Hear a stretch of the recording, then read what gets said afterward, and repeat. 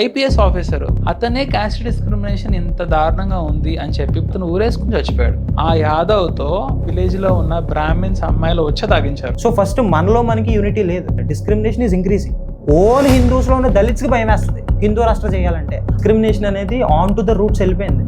ఒక 3rd class బుక్లో కూడా తెల్లగా ఉన్న అమ్మాయి బ్యూటిఫుల్, నల్లగా ఉన్న అమ్మాయి అగ్లీ. అవును, రిజర్వేషన్స్ ఆపాలి సరే, డిస్క్రిమినేషన్ ఆపడం ముందు అనట్లే. రిజర్వేషన్ పేరు మీద బాగుపడిపోయి పెద్ద పెద్ద మేళ్ళ కట్టేసుకొని అంబానీ అంత రేంజ్కి వెళ్ళిపోయిన వాళ్ళు ఒక 10,000 మందిని చూపించి ఒక్కొక్క స్టేట్కి చూపించి. నీట్ పీజీ సీట్ అనమాట. ఎంత డబ్బులు పెట్టుకున్నారు గెస్ట్? ఒక 30 lakhs, 11 crores పెట్టుకున్నారు. ఇప్పుడు 7 మార్కులు వచ్చిన ఒక జనరల్ కేటగిరీ అబ్బాయి దగ్గరికి వెళ్ళి నువ్వు వెళ్ళి ట్రీట్మెంట్ చేయించుకుంటావా? వేల కోట్లు ఒక ప్రైవేట్ కంపెనీకి ఎందుకు ఇవ్వాలి ఇన్సెంటివ్స్? ఇప్పుడు ఆ డబ్బులేవో స్టూడెంట్స్కి ఫీజు రియంబర్స్మెంట్కి ఇవ్వచ్చుగా. తెలుసా, చాలా పవర్ ప్రాజెక్ట్స్ సిటీస్ మధ్యలో కట్టరు, విలేజెస్లోనే కడతారు. ఐరనీ ఏంటి అంటే పవర్ ప్రాజెక్ట్స్ కట్టిన ప్రాజెక్ట్ పక్కనున్న విలేజెస్లో ఎలక్ట్రిసిటీ ఉండట్లా. మా ఇంటి పక్కన ఒక అతను Brahmins house are not allowed for SC ST అని పెట్టింది. పాస్టర్ ఎందుకు ఏమంటే నాకు దేవుడు కళ్ళలోకి వచ్చి చెప్పాడు అన్నాడు. నాకు తెలిసిన ఒక పాస్టర్ 3 చర్చిలు ఉన్నాయి, 2 కార్లు ఉన్నాయి, కొడుక్కి బుల్లెట్ ఉంది. ఆయన ఏం చేస్తున్నాడో మనకు అర్థమైంది క్లియర్గా. ఆయన ఆస్తులు పెంచుకోవడం. చాలా డిస్టర్బింగ్ వీడియో అనమాట. ఇన్స్టాగ్రామ్లో చూసాను. ఒక చిన్ని పాప, ఒక 11 months, ఒక 8 months ఉన్న పాప మీద పూజారి ఎక్కి నడిచాడు. 11 months, 1 year, 1.5 year ఉన్న పాపల్ని 100 feet నుంచి కింద పడేసారు. చోర్టపురం అనే ఏరియా ఉంది. Majority of the people backward కాస్ట్కి చెందిన వాళ్ళు. వాళ్ళందరికి చదువు లేదు, వాళ్ళకి పొలాలు లేవు, వాళ్ళ సస్టైన్స్ ఎట్లా? దొంగతనాలు స్టార్ట్ చేశారు. ఇప్పుడు మీరు దళిత్స్ని, ఆదివాసుల్ని హిందువులుగా చూస్తారా? చూద్దాం. Hi, welcome to Pettaguda. ఇవాళ మనతో ఉన్నారు పవన్ రుద్రవీర్ షణ్ముఖ్. హాయ్ పవన్. హాయ్ అన్న. పవన్, నాకు ఎవరైనా సరే వాళ్ళ ఫోటో పెట్టుకుంటారు, లేకపోతే వాళ్ళ పేరెంట్స్ ఫోటో పెట్టుకుంటారు, లేకపోతే వాళ్ళ ఫేవరెట్ హీరో ఫోటో అయినా పెట్టుకుంటారు. కానీ నీ ఇన్స్టాగ్రామ్ ఛానల్కి అయితే ఛత్రపతి శివాజీ మహారాజ్ గారు ఒకవైపు, నీ ఫోటో ఒకవైపు పెట్టుకున్నావు. నాకు ఆ స్టోరీ ఏంటో చెప్పు. యాక్చువల్గా అన్న, ఇది నా 1st and 2nd class time నుంచి మా టీచర్ ఉండేవారు, తెలుగు టీచర్ సూర్యనారాయణ గారు అని చెప్పి.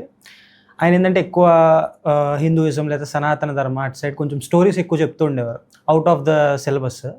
సో ఇట్లా ఛత్రపతి శివాజీ మహారాజ్ గారి గురించి ఎక్కువ బాగా ఇన్స్పైర్ అయ్యే విధంగా చెప్తూ ఉండేవారు అనమాట. అంటే ఒక చిన్న ఏజ్ నుండి కూడా ఆ టైంలో ఏ విధంగా మొఘల్ ఇన్వేషన్స్ జరిగినాయి, లేదా బ్రిటిషర్స్ వచ్చారు, ఇన్ని సంవత్సరాలు మన పరిపాలించారు, మన కల్చర్ అసాసినేట్ చేద్దామని చూశారు. అప్పుడు ఎక్కడి నుంచో ఒక తల్లి తన కొడుకుని ఒక యోధుల్లా మార్చి ఈ సనాతన ధర్మాన్ని స్థాపించాలి, హిందూ రాష్ట్రాన్ని స్థాపించాలి అని ఏ విధంగా ఒక చిన్న వయసు నుండి కూడా ఒక తల్లి ట్రైన్ చేసుకుంటూ వచ్చింది. ఆ ఫియర్స్నెస్ లేదా వారియర్ స్టైల్ స్టోరీ కానీ ఏదైతే చెప్తూ ఉంటారో దాన్ని బట్టి నేను ఇన్స్పైర్ అయ్యాను. నెక్స్ట్ ఎందుకు అంటే ఈరోజు ఇన్ కేస్ ఛత్రపతి శివాజీ మహారాజ్ గారు లేకపోతే ఈరోజు ఇండియా ఇస్లామిక్ కంట్రీ అయి ఉండేదేమో, ఇక్కడ అసలు హిందూస్ ఉండకపోయే ఛాన్స్ ఉందేమో. సో ఇట్లాంటి భయం కూడా వచ్చింది ఒకసారి. అయితే అతను ఓన్లీ కంప్లీట్ హిందుత్వవాదంతోనే నేను వెళ్తాననే మైండ్ సెట్ కూడా కాదు. యాక్చువల్గా ఈవెన్ హీ వాంటెడ్ సనాతన ధర్మ అండ్ హిందూ రాష్ట్ర. ఆయన కింద మినిస్టర్స్ కూడా ముస్లిమ్స్ ఉన్నారు. అంటే ఎట్లా అంటే నేను ఇస్లాంకి వ్యతిరేకం కాదు, నేను వేరే మతాలకి వ్యతిరేకం కాదు, ఆ మతం పేరు మీద మతోన్మతం చేసే వాళ్ళకి నేను వ్యతిరేకం. సో ఆ సెక్యులర్ మైండ్ సెట్ ఉంటూ కూడా నా కల్చర్ నేను కాపాడుకోవాలి అని ఏదైతే ఒక మైండ్ సెట్ ఉందో దానికి నేను ప్రభావితం అయ్యాను. సో ఆ విధంగా ఆయనకి ఇన్స్పైర్ అవ్వడం, ఆయన జర్నీని చూసి ఆయన గురించి చదువుకొని తెలుసుకొని ఇంకా ఆ విధంగా ఆయన ఫోటో పెట్టడం అయితే జరిగింది. మన ఫ్రీడమ్ ఆఫ్ స్పీచ్ ఉంది కాబట్టి మనం ఏ రిలీజన్ అయినా సరే, ఏ కల్చర్ అయినా సరే ఊరికనే ఏదో మాటలు అనేయగలుగుతున్నాం. అదే ఒకవేళ మనది థియోక్రటిక్ కంట్రీ అయి ఉంటే, ఒకవేళ మెజారిటీ ముస్లిమ్స్ అయి ఉంటే, నాకు తెలిసి మనం సెక్యులర్గా ఉండేవాళ్ళం కాదు అని నేను కూడా డెఫినెట్గా మీతో అగ్రీ చేస్తాను. ఇంకొక విషయం, మీరు కాస్ట్ జనరల్గా పేరు పెట్టుకుంటారు. ఫర్ ఎగ్జాంపుల్ రెడ్డి అని కానీ, చౌదరి అని కానీ, నాయుడు అని కానీ, యాదవ్ అని కానీ ఇట్లా. కానీ మీరు మాత్రం పవన్ సనాతని అని పెట్టుకున్నారు. ఎందుకు? అంటే నా వరకు ఏంటంటే ఒక హ్యూమన్ ఆర్డర్లో ఇప్పుడు ఒక 5,000 6,000 years ఓల్డ్ వెళ్ళిపోతే హ్యూమన్ సివిలైజేషన్ డెవలప్ అయ్యే టైంకి క్యాస్ట్, రిలీజన్ ఇట్లాంటివి ఏం లేవు. It's like world is a family. మొత్తం అంతా కూడా ఒక సబ్ కాంటినెంటే. తర్వాత డివైడ్ అయ్యి కాంటినెంట్స్ వచ్చినాయి, జనాలు బార్డర్స్ పెట్టుకున్నారు, తర్వాత రిలీజన్స్, క్యాస్ట్ ఇన్వేషన్స్ జరిగినాయి, ఆవిడకాడ కింగ్డమ్స్ పెట్టుకున్నాడు. సో ఇప్పుడు ప్రజెంట్ ఇప్పుడున్న రిలీజన్ క్యాస్ట్ చూసుకుంటే, ఇప్పుడు ఫర్ ఎగ్జాంపుల్ నేను పవన్ రెడ్డి అని పెట్టుకున్నానంటే నేను జస్ట్ నా క్యాస్ట్ని రిప్రజెంట్ చేస్తున్నాను. అక్కడ నాకు తెలియకుండానే సైకలాజికల్గా అక్కడ నేను ఒక బ్యారియర్ క్రియేట్ చేసేస్తున్నాను. అంటే నేను రెడ్డీస్ అంటే ఒక క్యాస్ట్. అంటే ఇక్కడ ఏంటంటే మనకి తెలియకుండానే ఒక క్యాస్ట్ ప్రేడ్తో, ఒక రిలీజన్ ప్రేడ్తో, ఇప్పుడు హిందూ అని పెట్టుకున్నా సరే నేను హిందూస్ని మాత్రమే రిప్రజెంట్ చేస్తాను. సో ఇప్పుడు సనాతన ధర్మం అనేది ఒక రిలీజన్ కాదు, it's a way of life which has been practised as civilisation for thousands of years. So నా వరకు ఏంటంటే సనాతని అంటే ఒక రిలీజన్ కాదు, it's about something which is good, which is about dharma. నేను మాట్లాడేది కూడా క్యాస్ట్ డిస్క్రిమినేషన్ గురించి మాట్లాడతాను, అది నా రిలీజన్లోనే జరుగుతుంది. కానీ సనాతని అంటే ఏంటి, ధర్మం మాట్లాడాలి కాబట్టి ఇర్రెస్పెక్ట్ ఆఫ్ రిలీజన్ ఉంటుంది. సనాతని అంటే it is a way of life, అది అందరికీ వర్తిస్తుంది కాబట్టి. సో ఇప్పుడు నేను మాట్లాడేది అందరికీ వర్తించాలి, నా జీవన విధానం అందరికీ వర్తించాలి. ఒక సెట్ ఆఫ్ పీపుల్ని నేను పట్టుకొని తిరిగితే అక్కడ డివిజన్ క్రియేట్ అవుద్ది. సో ఆ డివిజన్స్ ఉండకూడదు, మనిషికి భేదం ఉండకూడదు, ఆ విభజనలు ఉండకూడదు అనే మైండ్ సెట్తో నేను సనాతని పెట్టుకోవడం జరిగిందన్న. కానీ మనం నిజాలు మాట్లాడుకుందాం ఇప్పుడు కొంతసేపు. సనాతన ధర్మంలోనే విభజనలు ఉన్నాయి కదా, బ్రాహ్మణ్, క్షత్రియ, వైశ్య, శూద్ర, వీళ్ళందరూ కాకోకుండా దళిత్స్ కూడా కాకోకుండా ఆదివాసీలు. అవునా? ఇప్పుడు మీరు దళిత్స్ని ఆదివాసీల్ని హిందువులుగా చూస్తారా, చూడరా?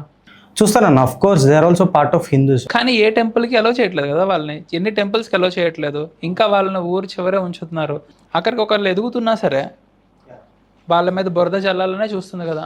నిన్న కాక మొన్న ఐపీఎస్ ఆఫీసర్ వాళ్ళ వైఫ్ ఐఏఎస్ ఆఫీసర్, అతనే క్యాస్ట్ డిస్క్రిమినేషన్ ఇంత దారుణంగా ఉంది అని చెప్పి పూరన్ కుమార్ అతని పేరు, హర్యానా క్యాడర్ ఐపీఎస్ ఆఫీసర్, అతను ఊరేసుకుని చచ్చిపోయాడు.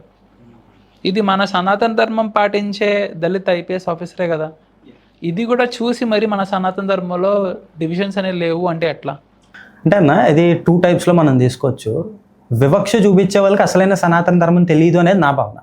ఎందుకంటే అసలైన సనాతన ధర్మం, కృష్ణుడు చెప్పిన సనాతన ధర్మంలో వర్ణ వ్యవస్థ మాత్రమే ఉంది. అంటే చాతుర్వర్ణ్యం మయా సిస్టమ్ గుణకర్మ విభాగస, అంటే నువ్వు పుట్టుకతో కాకుండా నువ్వు చేసే కర్మ బట్టి, నీ జన్మ బట్టి కాదు, కర్మ బట్టి నీ వర్ణం ఆపాదించబడుతుంది అనేది కాన్సెప్ట్. అయితే ఇది భగవద్గీత వరకు మనం చూడొచ్చు, ప్రజెంట్ సొసైటీలో అది మనం లేదు అని నేను ఓపెన్గా చెప్తున్నాను. అయితే ఈ క్యాస్ట్ సిస్టమ్ అనేది ఏంటంటే దేవుడిచ్చిన 2 రకాల పుస్తకాలు ఉంటాయి, శృతి, స్మృతి. శృతి అనేది ఏంటంటే వేల సంవత్సరాలు తపస్సులు చేసిన తర్వాత యోగులకు మునులకు వచ్చిన గ్రంథాలు, దేవుడిచ్చిన గ్రంథాలు. ఇవి ఎవరు రాసింది కాదు, ఎవరి ద్వారా ఉద్భవించింది కాదు, దేవుడు స్వయంగా ఇచ్చినవి శృతిలోకి వస్తాయి, వేదాలు, ఉపనిషత్స్. తర్వాత మనిషి దీన్ని శృతిని అనుసరించుకొని తన సొంతగా రాసింది స్మృతి. ఇప్పుడు మీరు స్మృతులన్నీ చూసుకుంటే లైన్గా every smriti was written by బ్రాహ్మిన్సే రాశారు. అయితే అందరు బ్రాహ్మణులు వివక్ష చూపించారు అనట్లే, ఈ వివక్షకి అగెయిన్స్ట్గా నించున్న బ్రాహ్మణులు మంచి వాళ్ళు కూడా ఉన్నారు. కానీ ఒక కృష్ణుడు చెప్పిన వ్యవస్థ ఎట్లా ఉందంటే, నేను బ్రాహ్మణుడిని అయితే రేపు నాకు పుట్టే కొడుకు యుద్ధానికి వెళ్ళి క్షత్రియుడు అవుతాడు. ఈరోజు సొసైటీలో కూడా ఇండైరెక్ట్గా కూడా ఈ వ్యవస్థ ఉంది. ఈరోజు నేను పోలీస్ అందరినీ కూడా క్షత్రియులను పిలుస్తాను, డాక్టర్స్ అందరినీ కూడా సేవ చేసే వాళ్ళని నేను శూద్రుల కింద చూస్తాను, టీచింగ్ చేసే వాళ్ళందరూ కూడా, ఫర్ ఎగ్జాంపుల్ నేను ఒక టీచర్, నేను చేసే దాన్ని బట్టి వర్ణ వ్యవస్థలో నేను ఒక శూద్రుడిని. క్యాస్ట్ సర్టిఫికెట్, క్యాస్ట్ అనేది ఈరోజు మనం పెట్టుకున్నాం, హిందూయిజం ద్వారా జనాలు పాటిస్తున్నారు. కానీ యాక్చువల్ సనాతన ధర్మం నెవర్ హ్యాడ్ ఎ క్యాస్ట్. ఏంటంటే ఒక బ్రాహ్మణుడు రేపు నేను పుట్టాను కాబట్టి రేపు నాకు పుట్టేవాడు కూడా బ్రాహ్మణుడే అవ్వాలి, వాడికి కూడా బ్రాహ్మణుడే పుట్టాలి. సో నాకంటూ ఒక తెగ క్రియేట్ అవ్వాలి, నాకంటూ ఒక విభజన ఉండాలి. సో నా హైరార్కీ నేను మెయింటైన్ చేయాలి, అది చేసుకున్నారు. సో ఆ విధంగా ఒకరిని చూసి ఒకరు ఇంకా ఏంటంటే శృతిని మర్చిపోయారు, దేవుడు ఇచ్చిందని మర్చిపోయారు. ఈ మనుషులు క్రియేట్ చేసిన స్మృతిని ఫాలో అవుతూ ఆ క్యాస్ట్ సిస్టమ్ని ఫాలో అయిపోతూ ఈరోజు ఇక్కడ దాకా వచ్చింది. తర్వాత బ్రిటిషర్స్ వచ్చారు, వాళ్ళు వెళ్తున్నప్పుడు ఒక 2000 క్యాస్ట్ల దాకా విడగొట్టారని చెప్తూ ఉంటారు ఇండియాని. ఆల్రెడీ ఉన్న రిజిడ్ సిస్టమ్ని ఇంకా రిజిడ్గా చేశారు. సో ఈ డివిజన్స్ వల్ల ఏంటంటే డివైడ్ అండ్ రూల్ పాలసీ ఈరోజు మనం మాట్లాడుకునేది. ఆ డివైడ్ అండ్ రూల్ పాలసీ ద్వారా, ఎందుకంటే ఎంత విభజన చేస్తే అంత ఇదిగా మనం డివైడ్ చేయొచ్చు, డివైడ్ చేసిన తర్వాత అంత ఇదిగా రూల్ చేయొచ్చు. సో ఆ విధంగా తర్వాత ఈ క్యాస్ట్ సిస్టమ్ ఈరోజు సిస్టంలో చూసుకున్నా సరే కులం అనే పేర్లతో ఓట్లు పడవు, రాజకీయ నాయకులు రాజకీయం చేయలేరు. సో ఆటోమేటికల్గా ఇది ఏంటంటే ఇది ఒక ఫోబియా అయిపోయింది. ఇప్పుడు ఈరోజు నేను కులం పేరు తీసుకోను అని చెప్పినా సరే ఓట్లేని జనం ఉన్నారు, జనం అలాగే ఉన్నారు, సొసైటీ అట్లానే ఉంది, మొత్తం ఇది ఒక సిస్టమ్ అయిపోయింది. సో ఇట్స్ లైక్ ఇది ఇంకిపోయింది జనంలో. ఈ సిస్టమ్కి కారణం ఎవరంటారు? ఇట్స్ ఎ కలెక్టివ్ ఫెయిల్యూర్ అని ఒక్కరినని మనం తీసుకురాను. యా, బ్రాహ్మిన్స్లో ఒక క్యాస్ట్ పేరు చెప్పండి.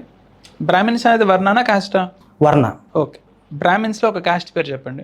ఒక క్యాస్ట్ అంటే మొత్తం చాలామంది ఉన్నారు. ఒక క్యాస్ట్ విభజన కాదు, తెగ కాదు, ఓకేనా? టైప్ ఆఫ్ బ్రాహ్మిన్స్ కాదు, క్యాస్ట్. క్షత్రియాస్లో ఒక క్యాస్ట్ పేరు చెప్పండి. క్షత్రియాస్లో అంటే అంత ఐడియా లేదు. వైశ్యాస్లో ఒక క్యాస్ట్ పేరు చెప్పండి. లేదు, ఐడియా లేదు. శూద్రాస్లో చెప్పండి. శూద్రాస్లో అంటే ఉన్న క్యాస్ట్లోనే శూద్రాస్ నుంచే వచ్చింది. అదేంటి మొదటి 3 వర్ణాలలో క్యాస్ట్ అనేది జరగలేదు, కానీ శుద్రాస్లో మాత్రమే, దళిత్స్లో మాత్రమే క్యాస్ట్ అనేది ఎందుకు జరిగింది? వాళ్ళు ఎక్కువ ఉన్నారు, పాపులేషన్ ఎక్కువ ఉన్నారు కాబట్టి. ఎక్కువ ఉన్నారు కాబట్టి ఎవరు డివైడ్ చేశారు? పైన ఉన్న అప్పర్ కాస్ట్ పీపుల్. ఇక్కడతో క్లియర్గా మనకు అర్థమవుతుంది, డివైడ్ అండ్ రూల్ పాలసీ చేస్తుంది ఎవరు మరి? బ్రిటిషర్సా లేకపోతే పైన ఉన్న వర్ణాసా? ఆల్రెడీ రెజిడిటీ వాళ్ళ నుంచి స్టార్ట్ అయింది. స్మృతులు రాసినప్పటి నుండే క్యాస్ట్ సిస్టమ్ అనేది వచ్చిందని చెప్పాను కదా. కానీ ఉన్నదాన్ని ఇంకా రిజెక్ట్ చేసింది బ్రిటిషర్స్. అట్లా అని మొత్తం క్రెడిట్ బ్రిటిష్ వాళ్ళకి ఇవ్వకూడదు. ఇప్పుడు ఉన్నదాన్నే వాడు వర్స్ట్ చేసి వెళ్ళాడు. అప్పటి నుండి క్యాస్ట్ సిస్టమ్ ఉంది, దాన్ని ఫాలో అవుతూ వచ్చారు. ఎందుకంటే బ్రిటిష్ వాడు మహా అయితే ఒక 1000 సంవత్సరాల క్రితం, ఒక 200-300 సంవత్సరాల క్రితం వచ్చాడు అనుకుందాం. ఈ స్మృతులు అనేవి వేల సంవత్సరాల నుండి ఉన్నాయి. మనుస్మృతి తీసుకుంటే, మనుస్మృతి నుండి అంబేద్కర్ గారు తగలబెట్టిన మనుస్మృతి నుండి వేల సంవత్సరాల నుండి సిస్టమ్ అనేది ఉంది. హైరార్కీ అనేది మెయింటైన్ చేస్తూ వచ్చారు. నేను యాక్చువల్గా సనాతన ధర్మం చెప్తాను. బ్రహ్మతల నుండి బ్రాహ్మణులు వచ్చారు, భుజాల నుండి క్షత్రియులు వచ్చారు, నెక్స్ట్ తొడల నుండి వైశ్యులు వచ్చారు, కాళ్ళ నుండి శూద్రులు వచ్చారు అని చెప్తారు. సో ఇప్పుడు నేనేమంటానంటే, ఇప్పుడు సరే కాళ్ళ నుండి వచ్చారు కాబట్టి వీళ్ళని అవసరం లేదు అని చెప్తారు. సరే నీ కాళ్ళు తీసినాడు నువ్వు, నీ కాళ్ళు తీసేస్తాను నువ్వు, నడవరు కదా. సో బాడీ ఫంక్షన్ అవ్వాలంటే ప్రతిదీ కావాలి. బాడీ ఫంక్షన్ అవ్వాలంటే ప్రతిదీ కావాలి. నువ్వు చెప్పేది ఎట్లా ఉందంటే, నాకు కాళ్ళు లేకపోయినా నేను వికలాంగుని కాదు అన్నట్టు చెప్తున్నాను. అది కరెక్ట్ కాదు.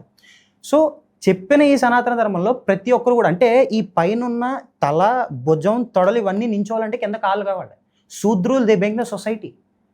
కింద గ్రౌండ్ వర్క్ నుండి కూడా, తుడిచే పని నుండి ఈరోజు ప్రతి పని కూడా వాళ్ళు చేస్తారు. వాళ్ళు గుళ్ళు కూడా వాళ్ళే కట్టారు. సో వర్కర్స్ కింద వాళ్ళు కావాలి, ప్రతిదానికి వాళ్ళు కావాలి. కానీ ఆ గుళ్ళకు వాడిని అలౌ చేయరు. సో నేను ఎట్లా చెప్తున్నానంటే, రియల్ సనాతన ధర్మం నెవర్ హ్యాడ్ ఇట్. ఎందుకంటే లాజికల్గా మాట్లాడుకుంటే కాళ్ళ దగ్గర పెట్టారంటే, కాళ్ళు లేకపోతే ఈ వ్యవస్థ అంతా ఉండదు, నడవలేము మనం. అక్కడ శూద్రులకి ఇచ్చిన ఇంపార్టెన్స్ అది. కానీ దీన్ని వీడు ఎట్లా చేశాడంటే, కాళ్ళ కింద ఉండాలి కాబట్టి, పైన 3 వ్యవస్థల కింద ఉంది కాబట్టి వీళ్ళు కూడా కిందే ఉండాలి. దీన్ని ఈ విధంగా కాంట్రాడిక్ట్ చేశారు. అది ఎట్లా అని చెప్పొచ్చు అంటే, ఒక మనిషి స్వార్థంతో రాసిన రాత ఈరోజు వర్ణ వ్యవస్థ, కుల వ్యవస్థ కింద మారిందని చెప్పొచ్చు. అయితే ఒక్కరని చెప్పలేమన్నా, బ్రాహ్మిన్స్ని తీసుకురావాలి, నెక్స్ట్ దాన్ని ఫాలో అవుతున్న సొసైటీది కూడా తప్పే. ఇప్పుడు వీడు చేసిన దానికి మీరు అందరూ ఎందుకు వాత్రాస్ పలికారు? మీరు అందరూ ఇది చేయొచ్చుగా. ఇప్పుడు ఒక క్లాస్ ఉంది, క్లాస్లో 50 మంది పిల్లలు ఉన్నారు. ఒకడు వచ్చి ఏమన్నాడంటే, టీచర్ నన్ను మానిటర్గా డిక్లేర్ చేశారా, ఇప్పటి నుంచి మీ అందరికీ మానిటర్ నేనే అని క్లాస్లో వాడే. అందరు ఎవరి మాట అంటారు? టీచర్ వచ్చేంత వరకు వాడి మాట అంటారు. అవునా కదా? ఎందుకు? భయం. అవునా కదా? ఇప్పుడు ఆ భయం పుట్టిస్తుంది ఎవరు? సో కాల్డ్ నేను మానిటర్స్ అని చెప్పుకుంటున్న జనరల్ కాస్ట్ వల్ల కాదా? బీహార్లో ఒక పర్సన్, అతను యాదవ్, అతను కథ చెప్పడం అంటే నా ఉద్దేశం రామాయణ మహాభారతాలు వర్ణించడానికి వేరే ఒక విలేజ్కి వెళ్ళి అక్కడ రామాయణ మహాభారతాలు చెప్తే ఆ యాదవ్తో విలేజ్లో ఉన్న బ్రాహ్మిన్స్ అమ్మాయిలు వచ్చి తాగించారు. ఇది రియల్గా ఇండియాలో 2025లో జరుగుతుంది. నేను దళిత్స్ గురించి మాట్లాడట్లా, నేనేం మాట్లాడుతున్నాను? యాదవ్ గురించి మాట్లాడుతున్నాను. ఇది నిజంగా జరిగింది. ఇది అమానుషం. రామాయణ మహాభారతాలు నీకెంత వర్తిస్తాయో అతను కూడా అంతే క్లోజ్ కదా. అతను ఎందుకు చెప్పనివ్వలేదు నువ్వు? హరిఓం వాల్మీకి అనమాట అతని పేరు. అతను మెంటల్లీ డిస్టర్బ్డ్ పర్సన్. అతను వేరే ఊరు నుంచి వేరే ఊరు వెళ్ళటానికి బస్ స్టాండ్లో దిగాడు. దిగిన తర్వాత ఏదో చిన్న గొడవ అయింది. గొడవ అయినందుకు అతన్ని కర్రలతో కొట్టి చంపేశారు. ఫస్ట్ అతను అడిగిన విషయం ఏంటో తెలుసా? నీ పూర్తి పేరు ఏంటి అంటే హరిఓం వాల్మీకి అని చెప్పాడు. వాల్మీకి అని విన్న తర్వాత వాళ్ళందరూ అతన్ని కర్రలతో కొట్టి చంపేశారు. ఆ కర్రలతో బాధ తట్టుకోలేక అతను రాహుల్ గాంధీ, నరేంద్ర మోడీ అంటే రాహుల్ గాంధీ పేరు మాత్రమే వాళ్ళు కట్ చేసి ఇది యోగి ఆదిత్యనాథ్ గవర్నమెంట్ అని చెప్పి ఇంకా కర్రలతో కొట్టి కొట్టి కొట్టి కొట్టి చంపేశారు. అతను అక్కడ పోనీ అతను పిక్ పాకెట్ చేశాడా? లేదు. ఏమైనా దొంగతనం చేస్తుంటే నువ్వు పట్టుకున్నావా? లేదు. పోనీ అతను ఎవరైనా రేప్ కానీ మర్డర్ కానీ చేస్తున్నాడా? లేదు. కానీ అతని పేరు చెప్పిన తర్వాత, ఒక పర్టికులర్ లీడర్ పేరు తీసుకున్న తర్వాత అతను కర్రలతో కొట్టి చంపేయాలన్న కోపం వీళ్ళలోకి వచ్చింది, కొట్టి చంపేశారు కూడా. కానీ ఒక పేరులోనే అతను ఒక కమ్యూనిటీకి అని తెలియగానే ఇంత వివక్ష, ఇంత హేట్రెడ్, ఇంత వివక్ష మన సనాతన ధర్మంలో నుంచే కదా పుట్టింది. మరి దీనికి మీరేం చెప్తారు? అంటే అన్న, సనాతన ధర్మంలోంచి పుట్టలేదన్న, సనాతన ధర్మంలోంచి కాంట్రడిక్ట్ అయ్యి వచ్చిన హిందూయిజం అనే ఒక రిలీజన్ నుంచి వచ్చిందని నేనంట. రెండు ఒకటి కాదంటారా? లేదు, రెండు ఒకటైతే కాదు. ఎలా? ఎందుకంటే అన్న, సనాతన ధర్మం అనేది ఒక మతం కాదు. It is not a religion. అంటే ఇప్పుడు ఫర్ ఎగ్జాంపుల్ నేను గుడికి వెళ్తా, దేవుడిని నమ్ముకుంటా. సో నా మతాన్ని ఎవరైనా క్వశ్చన్ చేశారంటే నాకు కోపం వస్తుంది. ఎందుకంటే అక్కడ నేను రిలీజన్ ప్రాపగేట్ చేస్తున్నాను, నేను రిలీజన్ ఫాలో అవుతున్నాను కాబట్టి. కానీ సనాతన ధర్మంలో ఎయితిస్టులకు కూడా, నాస్తికులకు కూడా చోటు ఉంది. ఒక నాస్తికుడు అయ్యుండి నువ్వు కర్మ సిద్ధాంతాన్ని నమ్ముకొని నీ పని నువ్వు చేసుకొని ధర్మం వైపు నుంచి ఉంటే నువ్వు కూడా సనాతన ధర్మంలోకి వర్తించేవాడివే. కృష్ణుడు చెప్పిన సనాతన ధర్మం ఏంటంటే ఆల్వేస్ కమ్ టు మీ, భగవద్గీతలో ఉంది. Always come to me, all parts come to me. అంటే నువ్వు హిందూ అయినా, ముస్లిం అయినా, క్రిస్టియన్ అయినా, ఏం చేసినా సరే at the end of the day all parts come to me. At the end మీరు రావాల్సింది నా దగ్గరికే. So it's about your own thing. లాస్ట్లో కూడా సనాతన ధర్మం మొత్తం భగవద్గీత అంతా చెప్పిన తర్వాత కృష్ణుడు ఇలా చేయకపోతే నువ్వు చచ్చిపోతావు, ఇలా చేయకపోతే నువ్వు నరకానికి వెళ్తావు అనలే. పాత నేను చెప్పాల్సింది చెప్పా, ఇంకా నీ ఇష్టం, నువ్వు ఫాలో అవ్వాల్సింది నువ్వు ఫాలో అవ్వు. ఆ ఫ్రీ విల్ ఉంది. అంటే ఏంటి, అక్కడ వే ఆఫ్ లైఫ్ని టీచ్ చేసిన తర్వాత కృష్ణుడు కూడా ఒక టైం వచ్చి వెళ్ళిపోయాడు. సో రిలీజన్ అంటే ఒక పర్టికులర్ గాడ్ లేదా ఒక పర్టికులర్ ప్రొఫెషన్ కింద ఏదైతే మనం ఫాలో అవుతామో అది నా వరకు రిలీజన్. సనాతన ధర్మ ఏంటంటే it's about a collective way of life. అదొక ప్రాసెస్. దీంట్లో మనకి ఆర్కిటెక్చర్ ఉంది, పొలిటికల్ సైన్స్ ఉంది, ఆయుర్వేద ఉంది, యోగా ఉంది. So it's all a subject నా వరకు. సో అట్లాంటి సబ్జెక్ట్లో it all taught about equality, it all taught about morality, వీటి గురించి చెప్పింది. సో సనాతన ధర్మంలో మీరు వేదాల్లో చూసుకుంటే అన్న, మొత్తం వేదాలు చూసుకోండి, ఎక్కడా కూడా దేవుళ్ళకి ఎక్కువ ఎలివేషన్స్ ఇస్తూ జనానికి తక్కువ ఎలివేషన్స్ ఇస్తూ ఇట్లా ఏం లేదు. It's about way of life. Vedas, Upanishads అన్నీ చూసుకుంటే మీకు ఓన్లీ వే ఆఫ్ లైఫ్ ఉంటుంది. తర్వాత స్మృతులు చూసుకున్న, పురాణాలు చూసుకున్న, విష్ణు పురాణం, శివ పురాణం, అవేంటంటే మనుషులు రాసిన ఎడిషన్స్. శైవులు శివ పురాణం రాసుకున్నారు అనుకుందాం, వైశ్యులు విష్ణు పురాణం రాసుకుందాం అనుకుందాం. వాళ్ళు ప్రాపగేట్ చేసే గాడ్ని ఏమైందంటే ఒక దేవుణ్ణి ఫాలో అయ్యే ప్రాసెస్లో ఇక్కడ మనిషి మతం వల్ల అవ్వట్లేదు, తన ఓన్ ఈగో వల్ల ఎక్స్ట్రీమిస్ట్ అయిపోతున్నాడు. లేదు, ఇప్పుడు ఫర్ ఎగ్జాంపుల్ ఒక ఇస్లాం పాటించే ఒక ముస్లిమ్స్ ఉన్నారు, కొంతమంది జిహాద్ చేస్తారు అనుకుందాం, జిహాద్ చేస్తున్నారు కూడా, ఓకేనా. ముస్లిమ్స్ వచ్చి ఏమంటారంటే అసలు ఖురాన్లో ఇది లేదండి, చాలా పవిత్రమైన మతం అండి, ఓకేనా, ఇస్లాం అనేది చాలా పవిత్రమైనది, చాలా పీస్ఫుల్ రిలీజన్ అండి అని అన్నారు అనుకో, నువ్వు నమ్ముతావా? ఇప్పుడు నేను ఎందుకు అంటానంటే ఇప్పుడు నువ్వు చెప్తుంది అదే కదా, సనాతన ధర్మం అనేది చాలా గొప్ప రిలీజన్, ఐ అగ్రీ, కాదనట్లా. కాకపోతే ఇప్పుడు సనాతన ధర్మం ఎలా అయితే గొప్పదో దాంట్లో ఉన్న క్యాస్ట్ సిస్టమ్ అనే ఒక చెడు వ్యవస్థ ఉంది కదా, ఆ వ్యవస్థ గురించి మనం మాట్లాడుతున్నాం. ఇప్పుడు శిల్పకళ ఉంది, యోగా ఉంది, ఆయుర్వేదం ఉంది, జ్యోతిష్యం ఉంది, నోబడీ ఈజ్ డినైయింగ్ దట్, ఓకేనా. సైంటిఫికల్లీ మన భారతదేశం, సనాతన ధర్మం పాటించే భారతదేశం ఎన్నో యుగాల ముందుంది వేరే వెస్టర్న్ సివిలైజేషన్ కంటే. Until Britishers came to India we were far far far ahead in terms of all these sciences, I agree, but in terms of humanity, in terms of human equality, in terms of morality, మనం అసలు నిజంగా వేరే ఏ కంట్రీతో పోల్చుకున్నా సరే అట్టడుగును ఉన్నాం. ఏ కంట్రీలో అయినా సరే పుట్టిన ఒక పాపని చూస్తే నీకు ముద్దాడాలనిపిస్తుంది, అవునా?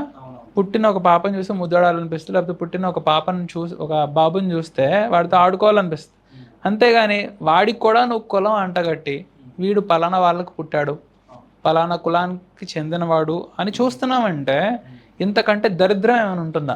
ఇండియా హిందూ రాష్ట్రం అవ్వాలంటావా? నా వరకు, నా పర్సనల్ ఒపీనియన్ అంటే ఇట్ షుడ్ బి ఏ హిందూ రాష్ట్ర విత్ సెక్యులర్ గవర్నెన్స్. హిందూ రాష్ట్ర అసలు సెక్యులర్ గవర్నెన్స్ పాసిబులా? చేయొచ్చు అన్న, నా వరకు చేయొచ్చు. ఏదైనా కంట్రీ ఉందా అట్లా? ఇప్పుడు ఫర్ ఎగ్జాంపుల్ అరబ్ కంట్రీస్ ఉన్నాయన్న. అరబ్ కంట్రీస్ ఇంతకు ముందు చూసుకుంటే they were not Islamic countries. Pre Islamic ఎరా ముందు చూసుకుంటే they had there local deities, వాళ్ళ లోకల్ డైటీస్ని వాళ్ళు పూజిస్తుండే. ఇస్లామిక్ ఇన్వేషన్స్ జరిగిన తర్వాత ఇస్లాం ఎట్లా పెరిగింది అనేది మనకు తెలుసు. అది ఇన్వేషన్స్ చేసుకుంటూ వాళ్ళ రిలీజన్ని పెంచుకుంటూ వచ్చారు. సో ఇప్పుడు అక్కడ మెజారిటీ ముస్లిమ్స్ ఉన్నారు కాబట్టి today it is a Muslim country. ఇప్పుడు ఫర్ ఎగ్జాంపుల్ పాకిస్తాన్ ఉంది, పాకిస్తాన్ ఒకప్పుడు లేదు, ఇండియాలో భాగం. ఈ రోజు అక్కడ ముస్లిమ్స్ ఎక్కువ ఉన్నారు. ఒకప్పుడు హిందూస్ చూసుకుంటే అక్కడ 10% ఉండేవారు, ఇప్పుడు 0.2% అట్లా ఉన్నారు అనేది data. So point to the correction. అయితే నా వరకు నేనేం ఫీల్ అవుతానంటే హిందూ రాష్ట్రం ఎందుకు ఉండాలనుకుంటే అక్కడ ముస్లిమ్స్గా పుట్టకుండా జస్ట్ కన్వర్ట్ అయిన తర్వాతే మెజారిటీ ముస్లిమ్స్ ఉన్నారు కాబట్టి ఇస్లామిక్ కంట్రీస్ అంటున్నారు. ఇక్కడ 5,000 సంవత్సరాల సివిలైజేషన్ ఉన్న ఇది హిందూ కంట్రీగా ఉండి, సనాతన ధర్మ దేశంలో ఉండి, మొత్తం ఫస్ట్ నుండి కూడా the beginning of the origin Hinduism లేదా సనాతన ధర్మాన్ని పాటిస్తూ వచ్చిన దేశాన్ని హిందూ కంట్రీ ఎందుకు అనకూడదు అనేది నా పర్సనల్ ఒపీనియన్. సో మెజారిటీ అక్కడ ముస్లిమ్స్ కన్వర్ట్ అయిపోయిన వాళ్ళు ఉన్నారు కాబట్టి అది ఇస్లామిక్ కంట్రీ. ఇక్కడ పుట్టుకతో హిందూస్ ఉండి ఇక్కడ ఇప్పుడు ఈ రోజుకి కూడా హిందూ మెజారిటీ ఉన్న నేషన్ హిందూ కంట్రీగా కూడా సెక్యులర్ కంట్రీ ఉండాలి అంటారు. పోనీ నిజంగా హిందూస్ ఎక్స్ట్రీమిస్టులు, హిందూస్ వైలెంట్ అనుకుంటే ఒకప్పుడు ముస్లిం పాపులేషన్ ఎంత ఉంది, ఈరోజు ముస్లిం పాపులేషన్ ఎంత ఉంది? ఎక్కడి వరకు వద్దు, నా ఊరు వరకు చూసుకుందాం. నా చుట్టుపక్కల నా లొకాలిటీలో ఒకప్పుడు నాకు బయటకు వెళ్తుంటే ఒక 10 మంది కనిపించారు నా చిన్నప్పుడు. ఈరోజు నా చుట్టుపక్కల మొత్తం హాఫ్ ఆఫ్ ద పాపులేషన్ నిజంగా ముస్లిమ్సే ఉన్నారు, పెరుగుతున్నారు. ఇప్పుడు నిజంగా ఇది హిందూ ఫోబిక్ అయిపోయి పీపుల్ అందరూ కూడా హిందూ ఎక్స్ట్రీమిస్ట్ అయితే ముస్లిమ్స్ని పెరగనివ్వం కదా. ఇస్లాం పీపుల్ని కరెక్ట్గా 80 crore హిందూస్ అందరూ కూడా ఎక్స్ట్రీమిస్టులు, వైలెంట్ పీపుల్, వైలెంట్ నేచర్ ఉన్న పీపుల్. అంత వైలెన్స్ ఉంటే అసలు మొఘల్స్ని బ్రిటిషర్స్ని ఇండియాలోకి రానివ్వం, మమ్మల్ని ఇన్వైట్ చేయనివ్వం. బ్రిటిషర్స్ వచ్చినప్పుడు బ్రిటిషర్స్ కౌంట్ ఎంత అన్న? అప్పటికి హిందూ కంట్రీయే, హిందూస్ మెజారిటీ ఉన్న కంట్రీయే. బ్రిటిషర్స్ కౌంట్ ఎంత, హిందూస్ కౌంట్ ఎంత? ఎంత వైలెంట్ కాకపోతే 150 సంవత్సరాలు అలా అంత విచ్చలవిడిగా పాలిస్తారు. నేను నీ మాటకి డిసగ్రీ చేస్తాను. నేను ఎందుకు డిసగ్రీ చేస్తానంటే, ఇప్పుడు మనం కర్ణాటిక్ వార్స్ అని మన ఆంధ్ర ఇంకా తమిళనాడు ఈ కర్ణాటిక్ కోస్ట్లో జరిగిన వార్స్ ఉన్నాయన్నమాట. దీంట్లో ఏంటంటే హిందూ రాజులు వేరే హిందూ రాజుల్ని నమ్మలా, బ్రిటిషర్స్ని నమ్మారు. సో బ్రిటిషర్స్ ఏం చేశారంటే ఒక హిందూ రాజు దగ్గర సపోర్ట్ తీసుకుని వేరే హిందూ రాజు దగ్గర అటాక్ చేశారు.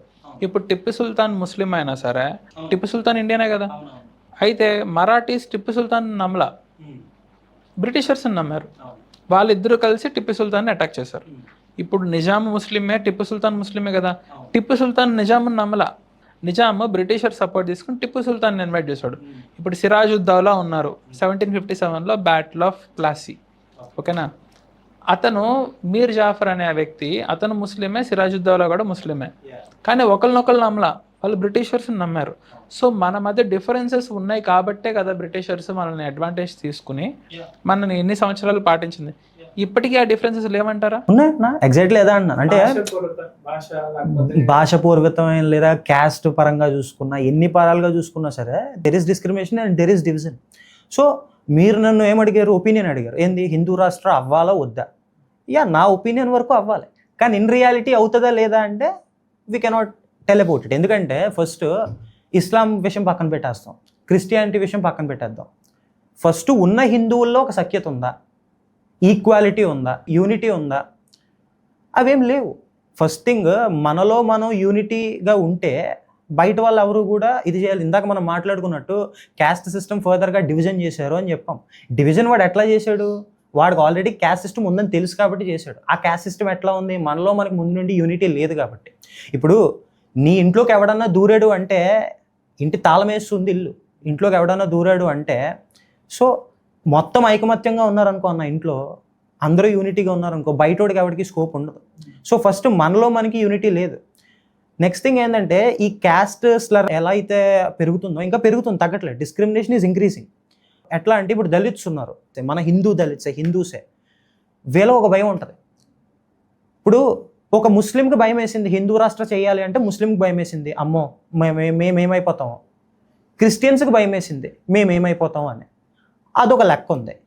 ఓన్ హిందూస్లో ఉన్న దళిత్స్కి భయం వేస్తుంది హిందూ రాష్ట్ర చేయాలంటే, అమ్మో మొత్తం హిందూ రాష్ట్ర అయిపోయిందంటే మా మీద ఎక్కడ పడిపోతారు అప్పర్ క్యాస్ట్ వాళ్ళని. ఇప్పుడు నీ మతంలో ఉన్న నీ దళితులకే భయం వేస్తుందంటే హిందూ రాష్ట్రం గురించి, అంటే మనం ఎంత వర్స్ట్గా ఇదైపోయాము క్యాస్ట్ సిస్టమ్తో. ఫస్ట్ ఆఫ్ ఆల్ అసలు అప్పర్ క్యాస్ట్ లోవర్ క్యాస్ట్ నాకు అసలు ఈ విషయం అర్థం. ఎవడికి అప్పరు ఎవడు లోవర్, కాన్స్టిట్యూషన్ ఏమైనా డిఫైన్ చేసింది? కాన్స్టిట్యూషన్ ఏం చెప్పింది? General caste, other backward caste, backward use చేశారు, అంతేగాని అప్పర్ లోయర్ అని యూజ్ చేయాల. స్కెడ్యూల్ క్యాస్ట్, స్కెడ్యూల్ ట్రైబ్స్ అని అన్నారు.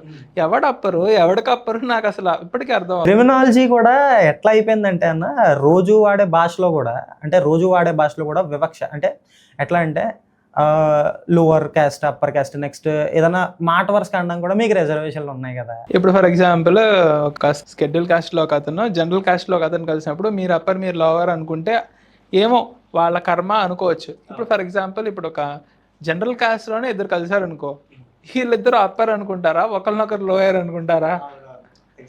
నిజంగా నాకైతే ఇది చూసినప్పుడల్లా చాలా ఫన్నీగా అనిపిస్తుంది. టెర్మినాలజీ కూడా అంటే ఏంటంటే టెర్మినాలజీ కూడా అట్లా చేస్తారన్న. ఇప్పుడు ఫర్ ఎగ్జాంపుల్ డిస్క్రిమినేషన్ అనేది ఆన్ టు ద రూట్స్ వెళ్ళిపోయింది. ఒక 3rd class బుక్లో కూడా తెల్లగా ఉన్న అమ్మాయి బ్యూటిఫుల్, నల్లగా ఉన్న అమ్మాయి అగ్లీ. అంటే ఇద్దరు అమ్మాయిలే, ఇద్దరు లేడీసే. క్యాస్ట్ విషయం పక్కన పెట్టా, అంటే కలర్ బేస్డ్లో కూడా నల్లగా ఉంటే అగ్లీ, తెల్లగా ఉంటే బ్యూటిఫుల్. అంటే వాడి మైండ్లో ఎట్లా వెళ్తుంది, చిన్నపిల్లడు చూసే దాంట్లో ఓకే నల్లగా ఉంటే అగ్లీ అన్నమాట, మనం తెల్లగా ఉండాలన్నమాట. సో ఆ బేసిక్ టర్మ్స్ కూడా చాలా ఎఫెక్ట్ చేస్తాయి సైకాలజీని. ఇప్పుడు ఫర్ ఎగ్జాంపుల్ నేను ఒక వీడియో చేశాను ఇన్స్టాగ్రామ్లో, అప్పర్ లోవర్ అనకంటారా టెర్మినాలజీ రాంగ్ అని. ఇప్పుడు కూర్చొని నేను అనేస్తాను. అది బేసిక్ టంగ్కి అలవాటు అయిపోతుంది, అది సైకలాజికల్గా మనకి తెలియకుండానే. సబ్కాన్షియస్గా మనలో అలా కుల వ్యవస్థని దూరం చేశారు జనాలు. కామెడీగా రిజర్వేషన్స్ ఉన్నాయి కదరా మీకు, మీరు చేసేస్తారా అంటారు. ఇప్పుడు రిజర్వేషన్స్ ఉన్నాయని నేను అనేస్తా, కామెడీగా అనేస్తా.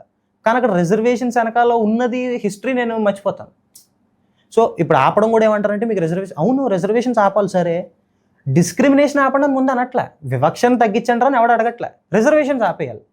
యాజ్ లాంగ్ యాజ్ ఇప్పుడు దేనికైనా సరే న్యూటన్స్ లా అని చదువుకుంటాం ఫిజిక్స్లో, for every reaction there is an opposite reaction. నువ్వు చేసేదానికి ఇంకో రియాక్షన్ ఉంటుంది. సో వివక్ష అనేదానికే ఈ రిజర్వేషన్ అనేది రియాక్షన్. ఇప్పుడు పోనీ నువ్వు గట్టిగా చూసుకుంటే స్టేట్కి ఒక 10,000 మందిని చూపించరా, రిజర్వేషన్ పేరు మీద బాగుపడిపోయి పెద్ద పెద్ద మేళ్ళ కట్టేసుకొని అంబానీ అంత రేంజ్కి వెళ్ళిపోయిన వాళ్ళు ఒక 10,000 మందిని చూపించు, ఒక్కొక్క స్టేట్కి చూపించు. ఈ రోజుకి బ్యాక్వర్డ్ క్లాస్ అని ఎందుకు పిలుస్తాం వాళ్ళని? పెద్ద బాగుపడిపోయింది ఎవరు లేరు ఇక్కడ. రీసెంట్గా జరిగిన ఎగ్జాంపుల్ అనమాట, పీజీ నీట్ పీజీ సీట్ అనమాట, రేడియాలజీ స్పెషలైజేషన్ ఉదయ్పూర్లో ఒక కాలేజ్లో ఎంత డబ్బులు పెట్టుకున్నారు గెస్? ఒక 30 lakhs 11 crores పెట్టుకున్నారు. ఆ అబ్బాయికి నీట్ పీజీలో ఎన్ని మార్క్స్ వచ్చినాయి అనుకుంటున్నావు? 7 మార్కులు వచ్చినాయి. ఇప్పుడు హైలైట్ క్వశ్చన్ అడుగుతున్నాను, ఆ అబ్బాయి ఏ కేటగిరీకి సంబంధించిన అతను అనుకుంటున్నావు? ఎస్సీ అంటావా, ఎస్టీ అంటావా, ఓబీసీ అంటావా, జనరల్ క్యాస్ట్ అంటావా? అతను జనరల్ క్యాస్ట్. నువ్వు ఇప్పుడు ఆలోచించి, ఇప్పుడు 35 మార్క్స్ వచ్చిన ఎస్సీ ఎస్టీ డాక్టర్ దగ్గరికి వెళ్ళి నువ్వు వైద్యం చేయించుకుంటావా అని అడుగుతున్నాడు. ఇప్పుడు 7 మార్కులు వచ్చిన ఒక జనరల్ కేటగిరీ అబ్బాయి దగ్గరికి వెళ్ళి నువ్వు వెళ్ళి ట్రీట్మెంట్ చేయించుకుంటావా? నేను ఎందుకు అంటున్నానంటే, ఇప్పుడు చాలా మందికి జెన్యూన్ కోపం రావచ్చు, ఏంటి తక్కువ మార్కులు వచ్చినా సరే వీళ్ళకి సీట్లు వస్తున్నాయి అని చాలా మంది కోపం వచ్చు. అసలు ఎగ్జామే రాయకోకుండా డబ్బులు ఇచ్చి కొనుక్కుంటున్న వాళ్ళ సంగతి ఏంటి? ఆంధ్రప్రదేశ్లో ఇప్పుడు ఎన్ని గవర్నమెంట్ మెడికల్ కాలేజెస్ ఉన్నాయో అంతకంటే ఎక్కువ ప్రైవేట్ మెడికల్ కాలేజీలు ఉన్నాయి. ప్రైవేట్ మెడికల్ కాలేజ్లో కొనుక్కుంటున్న సీట్లు 90% ఎస్సీలు కొనుక్కుంటున్నారా, 90% ఎస్టీలు కొనుక్కుంటున్నారా, 90% బీసీలు కొనుక్కుంటున్నారా? మెజారిటీ ఎవరు కొనుక్కుంటున్నారు? మరి వాళ్ళ దగ్గరికి వెళ్ళి నువ్వు ట్రీట్మెంట్ చేయించుకుంటున్నావుగా, అప్పుడు నీకు నొప్పి లేదా? ఇప్పుడు పైగా ఉన్న మెడికల్ కాలేజెస్ కూడా పీపీపీ మోడల్లో కన్వర్ట్ చేసేస్తున్నారు కదా. ఎవడో ఒకడు వచ్చి గవర్నమెంట్ అంటే పేద విద్యార్థులకి మెడికల్ కాలేజెస్ తెచ్చి మెడికల్ సీట్లు, మెడికల్ ఎడ్యుకేషన్ ఫ్రీగా ఇద్దామని చూస్తుంటే అది తీసుకెళ్ళి నువ్వు పీపీపీ మోడల్లో పెట్టేస్తే ఏంటి యూజ్? అయితే అన్న రీసెంట్గా వీళ్ళు ఏం చేశారంటే షిరిడి సాయి ఎలక్ట్రానిక్స్ అని నేను ఒక వీడియో కూడా చేశాను. అదొక 70,000 crores ఇన్వెస్ట్మెంట్ పెడదాం అనుకుందనమాట. అయితే గత వైఎస్ఆర్సీపీ ప్రభుత్వాన ఈరోజు ప్రభుత్వాన మొత్తం వాళ్ళు పెట్టి ఇన్వెస్ట్మెంట్ అంతా 70,000 crores. పోనీ ఒక ప్రైవేట్ కంపెనీ వచ్చిందంటే ఎంతో కొంత ఇన్సెంటివ్ ఇస్తుంది. ఎంత ఇచ్చింది అనుకుంటున్నారు మీరు? ఎగ్జాంపుల్ ఒక 7,000 crores, 60%. అంటే దాంట్లో దగ్గర మీకు 40,000 crores దగ్గరికి ఇన్సెంటివ్స్ వచ్చినాయి వాళ్ళకి, 2 గవర్నమెంట్స్ కలిపి విత్ గవర్నమెంట్ డేటా. అయితే అంత వేల కోట్లు ఒక ప్రైవేట్ కంపెనీకి ఎందుకు ఇవ్వాలి incentives?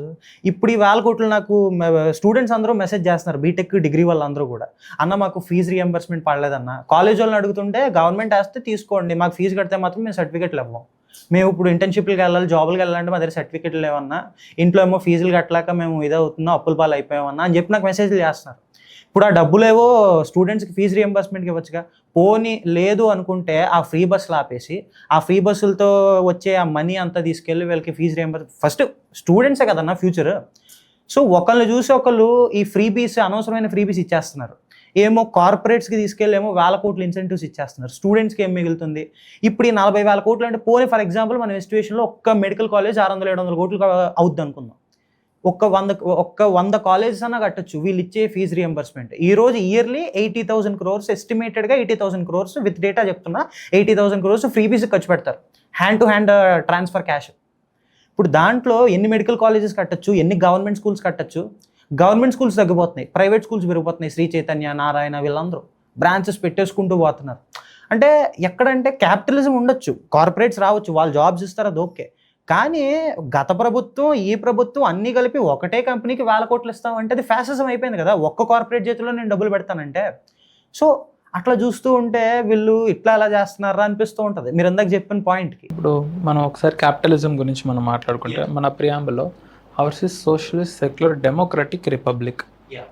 Capitalist secularist democratic republic కాదు, సోషలిస్ట్. అసలు సోషలిజం ప్రిన్సిపల్స్ వీళ్ళు ఏం ఫాలో అవుతున్నారు? లిటరల్గా 1% మెంబర్స్, 1% సిటిజన్స్ 50% వెల్త్ని హోల్డ్ చేస్తున్నారు. 1% అంటే ఒకసారి just look at the kind of economic inequality that we have in our country. అవునా కాదా? ఒక పర్సన్ వేరే పర్సన్తో ఎలా కంపీట్ చేయగలరు ఇంత ఇన్ఈక్వాలిటీ పెట్టుకుని? అవునా కదా? అంటే నేను నక్సలిజంలో, మావోయిజంలో, సోషలిజంలో వీళ్ళని ఎంకరేజ్ చేయట్లేదు. ఓకేనా. బట్ నేనేం మాట్లాడుతున్నానంటే ఇప్పుడు హిడ్మానో లేకపోతే ఇంకెవరినో వీళ్ళని పట్టుకోవడానికి కొన్ని వందల కోట్లు ఖర్చు పెడుతున్నారు సర్వేలెన్స్ ప్రకారంగా కానీ లేకపోతే మిగిలిన ట్రాప్స్ ప్రకారం కానీ కొన్ని అట్లీస్ట్ టెన్స్ ఆఫ్ క్రోర్స్ ఖర్చు పెడుతున్నారు. ఈ టెన్స్ ఆఫ్ క్రోర్స్ నిజంగా ఈ ట్రైబల్ ఆదివాసులు కనుక మీరు ఖర్చు పెడితే అలాంటి హిడ్మా లాంటి వాళ్ళు తిరిగి ఉద్భవించారు కదా, అవునా కదా. వీళ్ళందరూ ఎందుకు నాకేమనిపిస్తుంది అంటే ఒకవేళ ఈ నిజంగా బ్యాక్వర్డ్ ఏరియాస్ని డెవలప్ చేసి అక్కడ ఉన్న యూత్ని ఎంపవర్ చేసి ఎడ్యుకేట్ చేస్తే వీళ్ళ ఆటలు ఆగవేమో అని నాకు అనిపిస్తుంది. అసలు మైనింగ్ ఇండస్ట్రీస్ అని చూసుకుంటే ఛత్తీస్గఢ్లో కానీ ఒడిశాలో కానీ ఓకేనా, లిటరల్గా అక్కడున్న ఆదివాసీల జీవన విధానం నాశనం చేసి అక్కడ ఉన్న న్యాచురల్ రిసోర్సెస్ని కొల్లగొట్టుకుంటున్నారు. నాకు ఒక్క విషయం అర్థం అవ్వదు. ఇప్పుడు ఓకే 1,00,000 కోట్లు ఉందనుకుందాం, 1,00,000 కోట్లు ఉన్న ఫీల్డ్స్ చాలా ఉన్నాయి ఇండియాలో. ఐరన్ ఓర్ కానీ, గోల్డ్ మైన్స్ కానీ, బ్యారేట్స్ కానీ, న్యాచురల్ రబ్బర్స్ కానీ ఏమైనా చాలా ఉన్నాయి. అలాంటి ఒక సంస్థకి మీరు ఇచ్చారంటే వాడి దగ్గర నుంచి మీకు కనీసం 50,000 crores అయినా రావాలి కదా. వాడి ఎక్విప్మెంట్ పెట్టుకుని ప్రాఫిట్ పెట్టుకుని మొత్తం అనుకున్నా సరే, అంటే ఒక చీప్ అవే ప్రైజెస్కి, ఒక త్రో అవే ప్రైజెస్కి మీరు ఆ ఫీల్డ్స్ మొత్తం వాటికి ఇస్తున్నారు అంటే ప్రజల సొమ్ము కొల్లగొట్టి ప్రైవేట్ వాళ్ళకి ఇవ్వటమే కదా. మనం ఒక పొలిటికల్ కార్పొరేట్ నెక్సెస్ అని పిలవచ్చు అన్నది. పొలిటికల్ కార్పొరేట్ నెక్సెసే కదా ఇది. ఎగ్జాక్ట్లీ. అంటే వీళ్ళు చెప్తారు ఓకే కార్పొరేట్స్ వస్తే మేము జాబ్స్ తీసుకొస్తారా భయ్, జాబ్స్ తీసుకొస్తే నలుగురు కడుపులోకి వెళ్తారు. ఇప్పుడు జాబ్స్ తీసుకొచ్చినా సరే, ఇప్పుడు ఫర్ ఎగ్జాంపుల్ 20,000 మంది ఉన్నారు అనుకుందాం. ఇప్పుడు ఒక పర్సన్ 20,000 ఉద్యోగాలు వచ్చింది అనుకుందాం. యావరేజ్ శాలరీ వాళ్ళకి ఒక్కొక్కరికి ₹1,00,000 అని అనుకుందాం. అంటే దరిదాపుగా 200 crores. ఇప్పుడు ఈ 200 crores 10 సంవత్సరాలు ఇచ్చాడంటే 2,000 crores. నువ్వు ఇప్పుడే 10,000 కోట్లు చేతిలో పెడితే ఆడికి 10 సంవత్సరాల వరకు 2,000 కోట్లు ఇవ్వడానికి ప్రాబ్లం ఏంటి? పోనీ వాళ్ళ లాజిక్ ప్రకారం కూడా ఒక మనిషి ఉద్యోగం చేస్తే ఫ్యామిలీ బతికింది అనుకో, నువ్వేం చేస్తున్నావు చేయడం కూడా. ఇక్కడ ఉన్న 10 మంది కడుపు కొట్టి ఫ్యాక్టరీ కట్టి ఇంకో 10 మందికి ఉద్యోగం ఇస్తానంటున్నావు. ఇప్పుడు మరి ఇక్కడ వీళ్ళ అడవులు లాగేసుకున్నావు, వీళ్ళకి ఎక్కడ ఇల్లు ఇచ్చావు నువ్వు, వీళ్ళకి ఎంత లైఫ్ బాగుపడేలా హెల్ప్ చేసావు నువ్వు. వీళ్ళు పోయినట్టే కదా, వీళ్ళని పోగొట్టి వీళ్ళు ఎవరికో పెడతానంటున్నావు. అసలు హ్యూమనిజం ఎక్కడైంది? అవ్వదు కదా అక్కడ. అది క్యాపిటలిజమే కదా అది కంప్లీట్గా. ఇప్పుడు క్యాపిటలిజం అంటే ఏంటి? మల్టిపుల్ బిజినెసెస్ రావాలి, వాళ్ళు కంపీట్ చేయాలి, ఆ విధంగా ఎకనామిక్ గ్రో అవ్వాలి. పోనీ ఇన్ని సంవత్సరాలుగా ఇన్ని ఇచ్చేసారు ల్యాండ్లు, ఎంత ఇంప్రూవ్మెంట్ కనిపించిపోయింది ఇన్ఫ్రాస్ట్రక్చర్లో కానీ, గవర్నమెంట్ హాస్పిటల్ క్వాలిటీలో కానీ, గవర్నమెంట్ స్కూల్స్లో కానీ, మొత్తం పబ్లిక్ వెల్ఫేర్లో ఎంత ఇది జరిగింది. ఇంకా మొన్న బీహార్లో కూడా 7,000 కోట్లు, అంటే ఎలక్షన్స్కి ముందు 7,000 కోట్లు, 10,000 రూపాయలు ప్రతి మహిళ ఖాతాలో వేస్తే అప్పుడు ఓట్లు పడ్డాయి. ఇర్రెస్పెక్టివ్ ఆఫ్ ద పార్టీ చెప్తున్నా, ఏ పార్టీ అయినా ఫ్రీబీస్ పంచుతుంది. అంటే డబ్బులు అలవాటు చేసేసారు జనానికి. ఇప్పుడు అదే 7,000 కోట్లతో నిజమైన క్యాపిటలిజం చూపించు. జనానికి ఫీజు రియంబర్స్మెంట్ టైంకి ఉద్యోగాలు ఇచ్చే ఫ్యాక్టరీ కట్టి, ఇప్పుడు అదే బీహార్లో అన్ఎంప్లాయ్మెంట్ పెరిగిపోయింది. ఆ 7,000 కోట్లతో బిజినెస్లు తీసుకొచ్చి పెడితే ఎంతమంది నిజంగా అన్నం తింటారు? అది చోట్లే. ఇవ్వాల్సిన చోటేమో అడవులు, ఇంకో 10 మంది ఉన్న అడవులని దోచేసుకొని అక్కడ ఇది చేస్తున్నారు. ఏది కూడా ఒక బ్యాలెన్స్లో లేదా ఒక ఫార్మ్ ఆఫ్ సర్క్యూట్లో వెళ్ళట్లే. ఇక్కడ మనకి ఎక్కడికి ఒక కామన్ ప్రజలకి ఎవరికైనా కోపం వస్తుంది. ఇప్పుడు ఈ హిడ్మా అనే వ్యక్తి ఓకే యాంటీ కాన్స్టిట్యూషనల్గా అతను చేసిన తప్పు, ఇతన్ని చంపడం, వాళ్ళని చంపడం, వీళ్ళని చంపడం తప్పే. ఇప్పుడు గవర్నమెంట్ ఎంత కాన్స్టిట్యూషన్ ప్రకారంగా వెళ్తుంది? ఇప్పుడు వాళ్ళు పుట్టుకొచ్చారు సరే, అతను చేసిన తప్పే, అతన్ని ఎవ్వరు కూడా సింపథైజ్ చేయాల్సిన పనిలే, ట్రూ. కానీ వాళ్ళ సైడ్ ఆఫ్ ప్రతి దానికి కూడా 2 sides ఉంటాయి. ఇప్పుడు గవర్నమెంట్ ఎంత కాన్స్టిట్యూషన్ ఫాలో అయిపోతుంది, ఇప్పుడు గవర్నమెంట్ ఎంత కాన్స్టిట్యూషన్ ఫాలో అయిపోతే అలాంటి వాళ్ళు పుట్టాలి. ఇప్పుడు కామన్ మ్యాన్ గన్ను పట్టుకొని 20 మంది మధ్యలోకి వెళ్ళడానికి వాడికి అంత సరదాగా ఉందా? లేదు కదా. సో నేనేమంటున్నానంటే 2 sides ఆఫ్ ద కాయిన్ చూడండి. ఓకే అతను చేసిన తప్పే, అతను శిక్షించారు, దట్స్ ఓకే, దట్స్ డన్. గవర్నమెంట్ని అడగండి, మరి అక్కడ ట్రైబల్ విలేజ్లో ఎంతమందికి మీరు బెనిఫిట్ కల్పించారు? తెలుసా, చాలా పవర్ ప్రాజెక్ట్స్ సిటీస్ మధ్యలో కట్టరు, విలేజెస్లోనే కడతారు. ఐరనీ ఏంటి అంటే పవర్ ప్రాజెక్ట్స్ కట్టిన ప్రాజెక్ట్ పక్కనున్న విలేజెస్లో ఎలక్ట్రిసిటీ ఉండట్లా. ఆ ఎలక్ట్రిసిటీని మిగిలిన ప్లేసెస్ ఎక్కడికో డైవర్ట్ చేసి వాళ్ళకి లబ్ధి చేరుకుంటుంది. కానీ వాళ్ళ జిల్లాలో, వాళ్ళ మండలంలో, వాళ్ళ ఊరు పక్కన ఉన్న ప్రాజెక్ట్ పవర్ వాళ్ళు యూజ్ చేసుకోలేకపోతున్నారు. ఇది క్రోనీ క్యాపిటలిజం కాదా? ఇందాక మీరు కరెక్ట్గా చెప్పారు, పాలిటిక్స్ ఇంకా కార్పొరేట్ నెక్సెస్ కాదా? ఎగ్జాక్ట్లీ. వాళ్ళు కూడా ఇది కూడా ఎట్లా అయిపోయిందంటే అన్న, ఇటు సైడ్ ఉన్న నేను పార్టీస్ పేర్లు చెప్పను లేదా ఈ యొక్క కార్పొరేట్ పేర్లు చెప్పను, ఈ ఆల్రెడీ కార్పొరేట్ కంపెనీస్ మీద కరప్షన్ కేసెస్ ఉంటాయి కోర్టులో. ఒక కంపెనీ ఉంది, ఎక్స్ అనే కంపెనీ, ఆ కంపెనీ మీద ఇంత కరప్షన్ కేసు అనేది ఉంది, లేదా ఎన్నో కేసులు ఉన్నాయి, ఇలా ఇల్లీగల్గా ఫండ్స్ అవి మిస్యూజ్ చేస్తుంది, అది ఇదని చాలా కేసెస్ ఉన్నాయి. ఆ కంపెనీకి పిలిచి మరి ఇంకా దానిమే బెటర్ కంపెనీస్ ఉన్నా ఆ కంపెనీస్ ఇవ్వకుండా ఈ కంపెనీకి కాంట్రాక్ట్ ఇస్తుంది ఒక గవర్నమెంట్. ఎందుకురా అని చూస్తే ఈ కంపెనీ ఒకప్పుడు ఎలక్టోరల్ బాండ్స్ ద్వారా 100 కోట్లు ఫండ్స్ ఇచ్చింది ఈ పొలిటికల్ పార్టీకి. సో దానికి రివర్స్లో ఏం చేస్తారు, ఒక ఈ ఫర్ ఎగ్జాంపుల్ ఈ వై అనే కంపెనీ వచ్చింది. ఆ వై అనే కంపెనీ వచ్చి ఈ రోడ్డు టెండర్ని, ఈ బ్రిడ్జ్ టెండర్ని మేము 3,000 కోట్లు తక్కువకే చేస్తామంటారు. పైగా ఈ వై కంపెనీకి చాలా ఎక్స్పీరియన్స్ ఉంది. నేను నీకు ఒక ఫన్నీ విషయం చెప్పనా, వీళ్ళు ఏం చేస్తారంటే ఇప్పుడు ఒక రోడ్ కాంట్రాక్ట్ 20,000 కోట్లు ఒక వ్యక్తి వేసాడు అనుకో, ఆ వ్యక్తి 20,000 కోట్లు దాని మీద వెచ్చించడు, ఎంతో కొంత ప్రాఫిట్ తీసుకుంటాడు, ఇది మనకు తెలుసు. ఫన్నీ పార్ట్ ఏంటంటే వాడికి ఆ సబ్జెక్ట్ కూడా ఉండదు, వాడు దాంట్లో వాడికి జస్ట్ ఆ కంపెనీ కూడా వాడు రన్ చేయడు. వాడు ఏం చేస్తాడంటే ప్యూర్గా ఆ కాంట్రాక్ట్ తీసుకుని మిగిలిన వాళ్ళకి సబ్ కాంట్రాక్ట్స్ ఇస్తాడు. అంటే వాడి దగ్గర 20,000 కోట్లు తీసుకుని మిగిలిన వాళ్ళకి 10,000 కోట్లకి ఈ పని చేసి పెట్టడానికి ఇస్తాడు. వీడు ఏం పని చేయకపోకుండా వీడికి 10,000 కోట్లు ప్రాఫిట్. ఇప్పుడు ఫర్ ఎగ్జాంపుల్ అన్న ఇన్నోవేషన్ ఎక్కడ ఉండట్లేదు అన్న, ఈరోజు ఇండియాలో ఇన్నోవేషన్ లేదు. ఫర్ ఎగ్జాంపుల్ నేను ఇందాక పాయింట్స్ కంప్లీట్ చేసేస్తా. ఆ వై అనే ఎక్స్పీరియన్స్డ్ కంపెనీకి వీళ్ళు కాంట్రాక్ట్ ఇవ్వరు, ఎక్స్ అనే కరప్షన్ కేసెస్ ఉన్న కంపెనీకే ఇస్తారు. ఎందుకు ఆల్రెడీ వై అనే కంపెనీ రీసెంట్గా కోర్టుకి వెళ్ళింది, మేము ఆల్రెడీ 3,000 కోట్లు తక్కువకి టెండర్ చేస్తామన్నా మాకు ఎందుకు ఇవ్వలేదు, అన్నిట్లో ఫిట్గా ఉన్నా మమ్మల్ని తీస్తారు లిస్ట్లోంచి. ఆ లిస్ట్లో కూడా ఏం చేస్తారంటే ఈ ఎక్స్ కంపెనీకి ఫ్లెక్సిబిలిటీ ఉండేలా పాయింట్స్ యాడ్ చేసుకుంటారు, కాంట్రాక్ట్లో తీసేశారు. 2,000 కోట్లు ఎక్కువ అడిగింది, 3,000 కోట్లు ఎక్కువ అడిగింది ఎక్స్ అనే కంపెనీ, అయినా దానికి ఇచ్చారు. ఈ ఎక్స్ అనే కంపెనీ ఎందుకు దీనికే ఇచ్చారు అని చూస్తే అది ఒకప్పుడు ఈ పార్టీకి 100 కోట్లు 500-600 కోట్లు ఎలక్టోరల్ బాండ్స్ ద్వారా ఫండ్ ఇచ్చింది. వాళ్ళు వీళ్ళకి ఎంత ఎదవాలన్నా వీళ్ళు ఎంత చెడ్డోళ్ళన్నా వీళ్ళు కాంట్రాక్ట్ ఇస్తారు. సో ఇది పొలిటికల్ కార్పొరేట్ నెక్సెస్ ఇట్లా వర్క్ అవుతుంది. అంటే ఈ రోజు ఇక్కడ ఇండియాలో చూసుకున్న అంబానీ అదాని వాళ్ళు ఏం ఇన్నోవేట్ చేశారని అడిగితే ఎవరి దగ్గర చెప్పడం ఒక ఆన్సర్ నాకు నిజంగా అర్థం అవుతుంది. అంబానీ ఒక రతన్ టాటా ఒక ఇంటర్వ్యూలో ఎందుకు మీకంటే అంబానీలు రిచ్ అని అంటే వాళ్ళు బిజినెస్ పీపుల్, మేము ఇండస్ట్రియలిస్ట్ అని అన్నాం. ఇండస్ట్రియలిస్ట్ అంటే ఏదైనా తయారు చేయటం, బిజినెస్ పీపుల్ అంటే ఇండస్ట్రీస్ దగ్గర కొని వేరే వాళ్ళకి అమ్మటం. Where is innovation in this? ఇప్పుడు అదానీ అయినా సరే అంబానీ అయినా సరే సొంతగా మ్యానుఫ్యాక్చర్ చేస్తుంది ఏముంది, అదానీ విల్మార్ ఉంది, లేకపోతే అదానీ న్యాచురల్ గ్యాస్ అని ఉంది. వాళ్ళు ఏం తయారు చేస్తున్నారు? అఫ్కోర్స్ నాకు వాళ్ళు ఫ్యాక్టరీస్ కాదు, వేర్ హౌసెస్ మీద వాళ్ళ ఇన్వెస్ట్మెంట్ ఉంది, బిజినెస్ పరంగా వాళ్ళ ఇన్వెస్ట్మెంట్ ఉంది, కానీ ఏమి క్రియేట్ చేస్తున్నారు? What is the value they are creating? ఇప్పుడు అంబానీ ప్లేస్లో చిన్న సైజ్ బిజినెస్ పీపుల్ ఎవరున్నా సరే ఆ ఇండస్ట్రియలిస్ట్ దగ్గర నుంచి కొని వేరే వాళ్ళకి ఇవ్వగలరు, కానీ what is he creating, what is he manufacturing? ఒక పక్క ఈరోజు యూఎస్కి వెళ్ళిపోతే ఈరోజు అంటాం యూఎస్ ఎందుకంటే అంటే యూఎస్లో ఉన్నారు, యాపిల్ క్రియేట్ చేశారు, ఫేస్బుక్ క్రియేట్ చేశారు, వాట్సాప్, స్నాప్చాట్, ఎక్కడ మొత్తం నువ్వు ఈరోజు ఫోన్లో వాడుతున్న సగం టెక్ అంతా అక్కడదే, వాళ్ళు ఇన్నోవేట్ చేశారు. ఇక్కడ ఏంద్రా అంటే మై రమ్మీ సర్కిల్, ఇవి ఇన్నోవేషన్స్, ఆస్ట్రోటాక్, ఇవి ఇన్నోవేషన్స్. ఇక్కడ అంటే ఇన్నోవేషన్కి ఫస్ట్ థింగ్ ఇన్నోవేషన్స్ అంటే చాలామంది ఈరోజు India is the youngest country, youth ఎక్కువ ఉన్న దేశం ఇది. అయినా సరే అక్కడ తక్కువ యూత్ ఉన్నా సరే ఇక్కడతో పాపులేషన్ వైజ్గా చూసుకున్నా ఈరోజు ఎంతోమంది రావాలి, ఎందుకు రావట్లేదు? ఇన్స్టాగ్రామ్లో చూస్తూ ఉంటాం అన్న ఈరోజు 18 years 17 years నా ఏజ్ వాళ్ళు day 1 of starting my clothing brand, day 1 of starting my food business చేస్తున్నారు, ఇన్నోవేషన్తో మంచి మార్కెటింగ్ చేస్తున్నారు. 2 నెలల తర్వాత వాడి పేజ్ నేను అలా ఫాలో చేస్తాను, 2 నెలల తర్వాత వెబ్సైట్ క్లోజ్, బిజినెస్ క్లోజ్. ఎందుకురా అంటే ఆర్డర్స్ లేవు, ఎందుకంటే బిగ్ మార్కెట్స్ అన్ని క్యాప్చర్ చేసుకుని ఉన్నాయి. ఇప్పుడు అంటారు వచ్చేసి మరి బోట్ ఇన్నోవేషనే కదా, బోట్ తీసుకొచ్చి ఇచ్చారు కదా. ఎగ్జాక్ట్లీ, చైనా నుండి ఇంపోర్ట్ చేసుకుంటున్నారు. పోనీ వాళ్ళు కూడా యూత్ బిజినెస్లోకి వచ్చారు అనుకుందాం. ఈరోజు మీరు ఓపెన్ చేయండి, డేటా ఓపెన్ చేయండి, బోట్ చూసుకున్నా, నెక్స్ట్ మొత్తం షుగర్ కాస్మెటిక్స్, మొత్తం షార్క్ ట్యాంక్లో ఉన్న వాళ్ళందరూ కూడా లాసెస్, 100 కోట్లు ఐపీఓ ద్వారా పబ్లిక్ ఇన్వెస్ట్మెంట్స్ ద్వారా నెక్స్ట్ తీసుకొచ్చి ఫండ్స్ రేస్ చేసి 100 కోట్లు ఎవ్రీ ఇయర్ బర్న్ చేసి లాసెస్ బేర్ చేస్తున్నారు. లాస్ట్గా ఏం చేస్తున్నారంటే ఈ పబ్లిక్ ఇన్వెస్ట్మెంట్ అంతా వచ్చిన తర్వాత దేవాళ్ళు వెళ్ళిపోతున్నారు. చాలా స్టార్టప్స్ అట్లానే చేస్తున్నారు. So there is no scope, ఎందుకంటే 2-3 ప్రైవేట్ ప్లేయర్స్ ప్రతి దాంట్లో దూరిపోయి ఉన్నారు.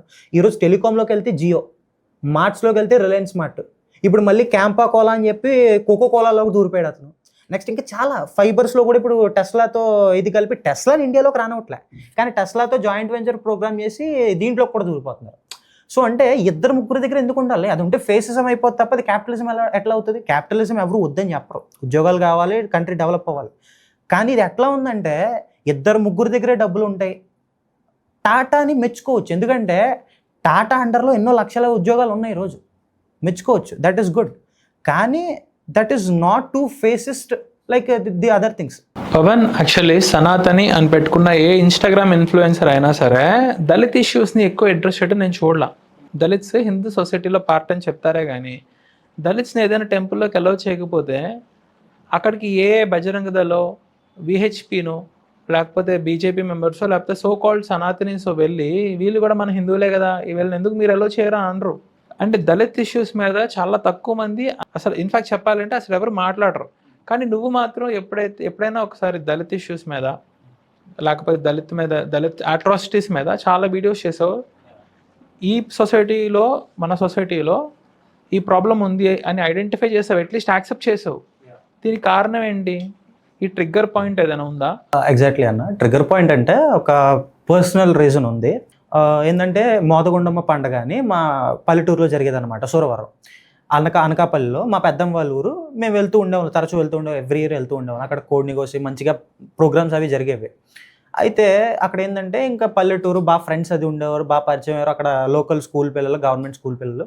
అట్లా నాకు ఒక అమ్మాయి ఫ్రెండ్ అయింది, పరిచయం అయింది. అయితే నాకు అప్పటికి క్యాస్ట్ ఇవేం తెలియదు, ఆ వయసుకి అంత తెలియదు, ఎవరైనా ఆడేస్తూ ఉంటాం.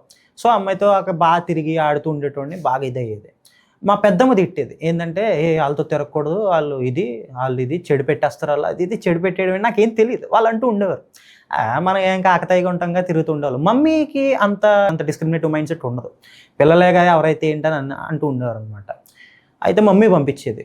ఒకసారి ఏమైందంటే ఒక 2 times వెళ్ళినప్పుడు నేను అబ్జర్వ్ చేశాను, కోడిని కోస్తారన్న గుడిలోనే కోడిని కోస్తారు అక్కడ, అది ఆనవాయితీ. గుడి బయటే ఉంటారు వీళ్ళు, వాళ్ళ మమ్మీ డాడీ వాళ్ళ చుట్టాలు అందరూ కూడా గుడి బయట నుంచి దండం పెట్టుకుంటారు. మేము లోపల ఉండేటోళ్ళు, ఏంటి వాళ్ళు గుళ్ళోకి రారేంటి ఉండేటోను. ఒకసారి వెళ్ళి ఏంటంటే కోడిని కోస్తున్నారా చూపిస్తానని లాక్కి తీసుకొచ్చేసరికి మా పెద్దమ్మ వచ్చి తీసుకురాకూడదు, వెళ్ళకూడదు, వాళ్ళ మమ్మీ కూడా అమ్మ బాబు తీసుకెళ్ళకూడదు. తర్వాత ఈవినింగ్ ఏమైందంటే మేము అది ఏదో టైర్ ఉంటుంది, టైర్ తిప్పుకుంటూ వెళ్ళాం. అలా వెళ్ళి గుళ్ళోకి తీసుకెళ్ళిపోయాము. గుళ్ళోకి నేను తీసుకెళ్ళిపోయా. అక్కడ ఏంటంటే ఒక అతను చూసి వెళ్ళి చెప్పేశాడు అనమాట. అది పెద్ద ఇష్యూ అయిపోయింది. అప్పుడు అసలు ఎందుకు జరిగిందని తెలియదు, ఒక అమ్మాయిని గుడికి తీసుకెళ్తే ఎంత గొడవ అవుతుందా అనేది తెలియదు, ఆ వయసుకి ఏం తెలియదు, ఎందుకు తిడుతున్నారు, ఎందుకు గొడవ పడుతున్నారు. సో అమ్మాయిని తీసుకెళ్ళానని చెప్పి మొత్తం అటు సైడ్ వర్గం వాళ్ళు ఇటు సైడ్ వర్గం వాళ్ళు గొడవ పట్టుకోవడం మొదలెట్టారు. తర్వాత నేను ఒక్కసారి నైట్ ఆ టైం, ఈవినింగ్ ఆ టైంకి మళ్ళీ ఆడుకుందామని వెళ్తే వాళ్ళని తిట్టారు, బాబు నువ్వు ఇటు రాకు బాబు, గొడవ అయిపోయింది, ఇది అయిపోయింది, అది అయిపోయింది, నేను వెళ్ళిపోయా. అప్పటి నుండి నేను వాళ్ళ ఇంటికి వెళ్ళా. ఈ రోజువి కూడా అన్న ఇన్ని సంవత్సరాలు అయింది, ఈ రోజుకి అమ్మాయి మామూలుగా పలకరించడానికి వెళ్తే మాట వరుసకి ఎట్లా ఉన్నావు ఎలా ఉన్నావు అని పలకరించడానికి వెళ్తే ముఖం తిప్పేసుకుంటుంది అమ్మాయి, నవ్వుతుంది, హాయ్ అని చెప్పి దూరంగా నించుంటుంది, దగ్గరికి వెళ్ళినా సరే వెంటనే వెళ్ళిపోతుంది. అంటే ఏంటి అని చూస్తే నా 8th, 9th, 10th క్లాస్లో కూడా సోషల్ సార్ ఉండేవాడు. ఆయన కూడా SC, ST ఆ క్యాస్ట్కి రిలేటెడ్ పర్సన్. అయితే ఆయన చెప్తూ ఉండేటాడు క్యాస్ట్ డిస్క్రిమినేషన్ గురించి బాగా చెప్పారు ఆయన. సో అప్పుడు ఈ వర్గాలు గొడవలు 8th, 9th, 10th వరకు కూడా నా క్యాస్ట్ గురించి తెలియదు, నా క్యాస్ట్ ఏంటో తెలియదు నాకు. సో అప్పుడు బాగా ప్రభావితం అయ్యి, ఓకే వర్గం అంటే ఓకే అమ్మాయి కూడా ఇట్లానే, అంటే ముక్కు ముఖం తెలిసిన అమ్మాయి, నాతో పాటు పెరిగిన అమ్మాయి, ఇద్దరం కలిసి తిరిగిన అమ్మాయి, అదే ఊరు అదే మట్టిలో కలిసిపోతాం, అక్కడే ఉంటాం, అక్కడే చనిపోతాం. అలాంటి పక్కన ఉన్న మనుషులు కూడా ఒక కులం అనే ఒక పేరు వల్ల ఈరోజు చూసుకొని కూడా మాట్లాడుకోలేకపోతున్నారంటే ఎంత వర్స్ట్గా ఉంది సిస్టమ్, ఎంత వర్స్ట్ అయిపోయింది సొసైటీ. అప్పుడు మొదలైంది. అప్పుడు అంబేద్కర్ గురించి చదవడం మొదలుపెట్టా. అంబేద్కర్ గారి జర్నీ ఏంటి, ఇదేంటి. అప్పుడు I was inspired by Ambedkarji first. తర్వాత ఈ క్యాస్ట్ సిస్టమ్ ఇది ఎట్లా ఫామ్ అయింది, అసలు సనాతన ధర్మంలో ఉందా ఆర్ఎల్స్ లేదా, ఇదంతా కూడా చదవడం మొదలు. ఆ విధంగా ఈ రోజుకి కూడా ఎక్కడ చూసినా సరే నాకు అనిపిస్తూ ఉంటుందని. ఇప్పుడు నా ఫ్రెండ్స్ ఉన్నారు, దళితులు ఉన్నారు, చాలామంది దళిత్స్లో నా ఫ్రెండ్స్ ఉన్నారు, నేను అడ్రస్ చేయ, కానీ వాడిని చూసి నాకు అనిపిస్తుంటుంది, మనసులో అనిపిస్తుంది, ఇప్పుడు వీడిని ఎలా వివక్ష చూపించాలి, వీడి మీద నేను ఎలా డిస్క్రిమినేషన్ చూపించాలి అంటే నాకు తేడా కనిపించట్లే. వాడికి నాకు ఉన్న 2 చేతులు 2 కాళ్ళు నాలాగే ఉన్నాడు, నా రూపంలోనే ఉన్నాడు. ఇంకా నేను ఏం చూసి అంటే కనిపించదు కూడా. పోనీ ఒకటి ఉందనుకోండి, నువ్వు ఇలా ఉన్నావురా అని చూపించి వివక్ష చూపించవచ్చు, అసలు కనిపించిన క్యాస్ట్ పేరు మీద కూడా వివక్ష చూపించచ్చా అనిపిస్తుంది. సో ఆ విధంగా చూసి చిరాకు వచ్చింది. సో ఇప్పుడు నా కల్చర్లో నాతో పుట్టిన మనిషి మీద వివక్ష చూపించాలి అనుకుంటే ఆ కల్చర్ నాకు అవసరం లే, నాకు ఆ కల్చర్ అనేది అవసరం లే, నాతో ఉన్నోడు నాకు కావాలి. ఇప్పుడు నేను పడిపోయిన ప్రతిసారి నా ఫ్రెండ్ వచ్చాడు, ఆడొస్తాడు, ఆ కల్చర్ ఎక్కడో నాకు వచ్చి నన్ను కాపాడదు.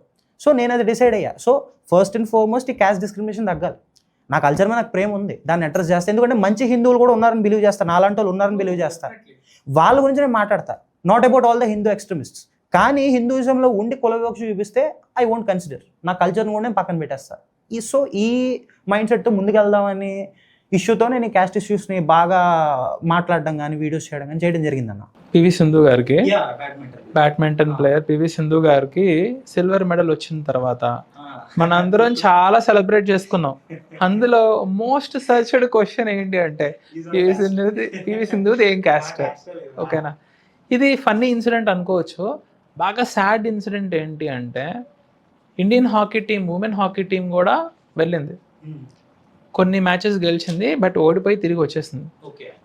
అయితే వాళ్ళు గెలిచిన టైమ్స్లో అందరూ కాంట్రిబ్యూట్ చేస్తారు, ప్లేయర్స్ అన్న తర్వాత మంచోళ్ళు కాబట్టి సెలెక్ట్ చేస్తారు, కాదు అనట్లేదు. కానీ ఓడిపోయిన తర్వాత తిరిగి వచ్చేసిన తర్వాత ఇద్దరు ప్లేయర్స్ని రాళ్ళేసి వాళ్ళ ఇంటి మీద ప్యాడ్ వేసి, మన దేశం కోసం ఆడారని కూడా లేదు, రాళ్ళేసి మీరు దళిత్స్ కాబట్టే గెలవలేకపోయాము అని వాళ్ళ ఇంటి మీద లిటరల్గా ఒక దాడే చేశారు మన సో కాల్డ్ ఇండియన్ సొసైటీ. నేను ఎందుకు అంటున్నానంటే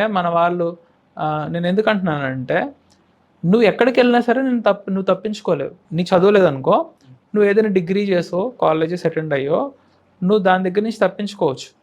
నీ దగ్గర డబ్బులు లేవనుకో, నువ్వు డబ్బులు సంపాదించి ఆ పవర్టీ నుంచి నువ్వు తప్పించుకోవచ్చు. ఒక భాష, ఫర్ ఎగ్జాంపుల్ భాష నీకు వివక్ష చూపిస్తున్నారు అనుకో, ఫర్ ఎగ్జాంపుల్ కన్నడ కానీ ఈ మధ్య మరాఠీ కానీ వీళ్ళందరూ మా భాషలో ఎందుకు మాట్లాడట్లేదు అని డిస్క్రిమినేట్ చేస్తున్నారు. నువ్వు ఆ భాష నేర్చుకుని తప్పించుకోవచ్చు. కులాన్ని నువ్వు ఎలా తప్పించుకుంటావు? నువ్వు అమెరికా వెళ్ళినా సరే నీ వెనకాల కులం వస్తుంది. ఇప్పుడు అమెరికాలో కూడా మీరు ఏమిట్లో అనేది ఫేమస్ అయిపోతుంది. అంటే ఎగ్జాక్ట్లీ అన్న చెప్తూ ఉంటాం, అంబేద్కర్ గారు ఇన్ని డిగ్రీలు చేశారని చెప్పి. ఆయనకు ఒక రూమ్ దొరకలే ఒక్కగానొక టైంలో. అన్ని డిగ్రీలు చేసిన వ్యక్తి ఒక రూమ్ దొరకలే. హీ నీడెడ్ టు ఒకగానొక సిచ్యువేషన్లో he needed to hide his identity. నేను ఇది అని చెప్పాల్సి వచ్చింది. రెండు విషయాలు నేను ఇక్కడ క్లారిటీ ఇద్దాం అనుకుంటున్నాను ఈ పాడ్కాస్ట్ ద్వారా. చాలా మందికి ఒక అపోహ ఏంటి అంటే అంబేద్కర్ గారికి ఒక టీచర్ ఉండేవాళ్ళు, ఆయన పేరు అంబేద్కర్, ఈ భీమరావ్ అని మాత్రమే ఉంది అంబేద్కర్ గారి పేరు. సో అంబేద్కర్ అనే పేరు ఆయన ఇచ్చారు. ఆయన ఇవ్వటం వల్ల ఈయన అంబేద్కర్గా పాపులర్ అయ్యారు అని అందరూ అనుకుంటారు. యాక్చువల్లీ ఇప్పటి వరకు మనం చాలా మంది, ఇప్పుడు నువ్వు 20 years ఆఫ్ ఎగ్జిస్టెన్స్లో అంబేద్కర్ అని పేరు పెట్టుకుని ఏదైనా బ్రాహ్మణ్ని చూసావా? నేను చూడలా, ఇక్కడ ఉన్న వాళ్ళు ఎవరో చూడలా. ఇప్పుడు వాళ్ళ పేరు లేకపోతే వాళ్ళు ఎలా ఇచ్చారు? మహారాష్ట్రలోనే అంబేద్కర్ అని పేరు పెట్టుకున్న బ్రాహ్మణ్ ఎవరైనా ఉన్నారా? వాళ్ళ ఇంటి పేరు లేదు. వాళ్ళ ఇంటి పేరు ఇప్పుడు ఆయన పేరు కాదు, పోనీ ఆయన పేరు అని పెట్టుకోలేదు, వాళ్ళ ఇంటి పేరు అని చెప్తున్నారు కదా, వాళ్ళ ఇంటి పేరు ఉండాలి కదా. ఇంటి పేరు లేదేంటి? అంబేద్కర్ గారు అంబా వడేకర్ ఆయన పేరు, అంబా వడేకర్. ఓకేనా, ఇప్పుడు పోనీ ఈయనకి ఇచ్చారు, వీళ్ళ నాన్నగారికి కూడా ఇచ్చారా? వీళ్ళ అన్నగారికి కూడా ఇచ్చారా? మరి వాళ్ళ పేర్లు అంబేద్కర్ ఎట్లా అయినాయి? భీమ్రావ్ అంబేద్కర్. ఎందుకంటే ఈ విషయం చాలా మంది సోషల్ మీడియాలో పాపులరైజ్ చేస్తున్నారు. ఇలా అంబేద్కర్ గారికి ఒక బ్రాహ్మణ్ టీచర్ ఉండేవాళ్ళంట, ఆయన ఇచ్చారంట అని. ఆయన ఇవ్వలేదురా బాబు. ఇప్పుడు ఫర్ ఎగ్జాంపుల్ అల్లాడి రామకృష్ణ అయ్యర్ అని ఒకళ్ళు ఉన్నారనమాట. ఆయన అంబేద్కర్ గారు చెప్పారు, నాకంటే చాలా తెలివైన వ్యక్తి ఈయన నాకు బెస్ట్ ఫ్రెండ్ అని చాలా కాన్స్టిట్యూషన్ డిబేట్స్లో చెప్పారు. ఆయన థ్యాంక్స్ ఇచ్చేటప్పుడు కూడా చెప్పారు, ఇలాంటి వాళ్ళ హెల్ప్ కూడా నాకు అవసరమైంది కాబట్టి నేను కాన్స్టిట్యూషన్ డ్రాఫ్ట్ చేయగలిగాను అని క్లియర్గా చెప్పారు. Nobody is denying that.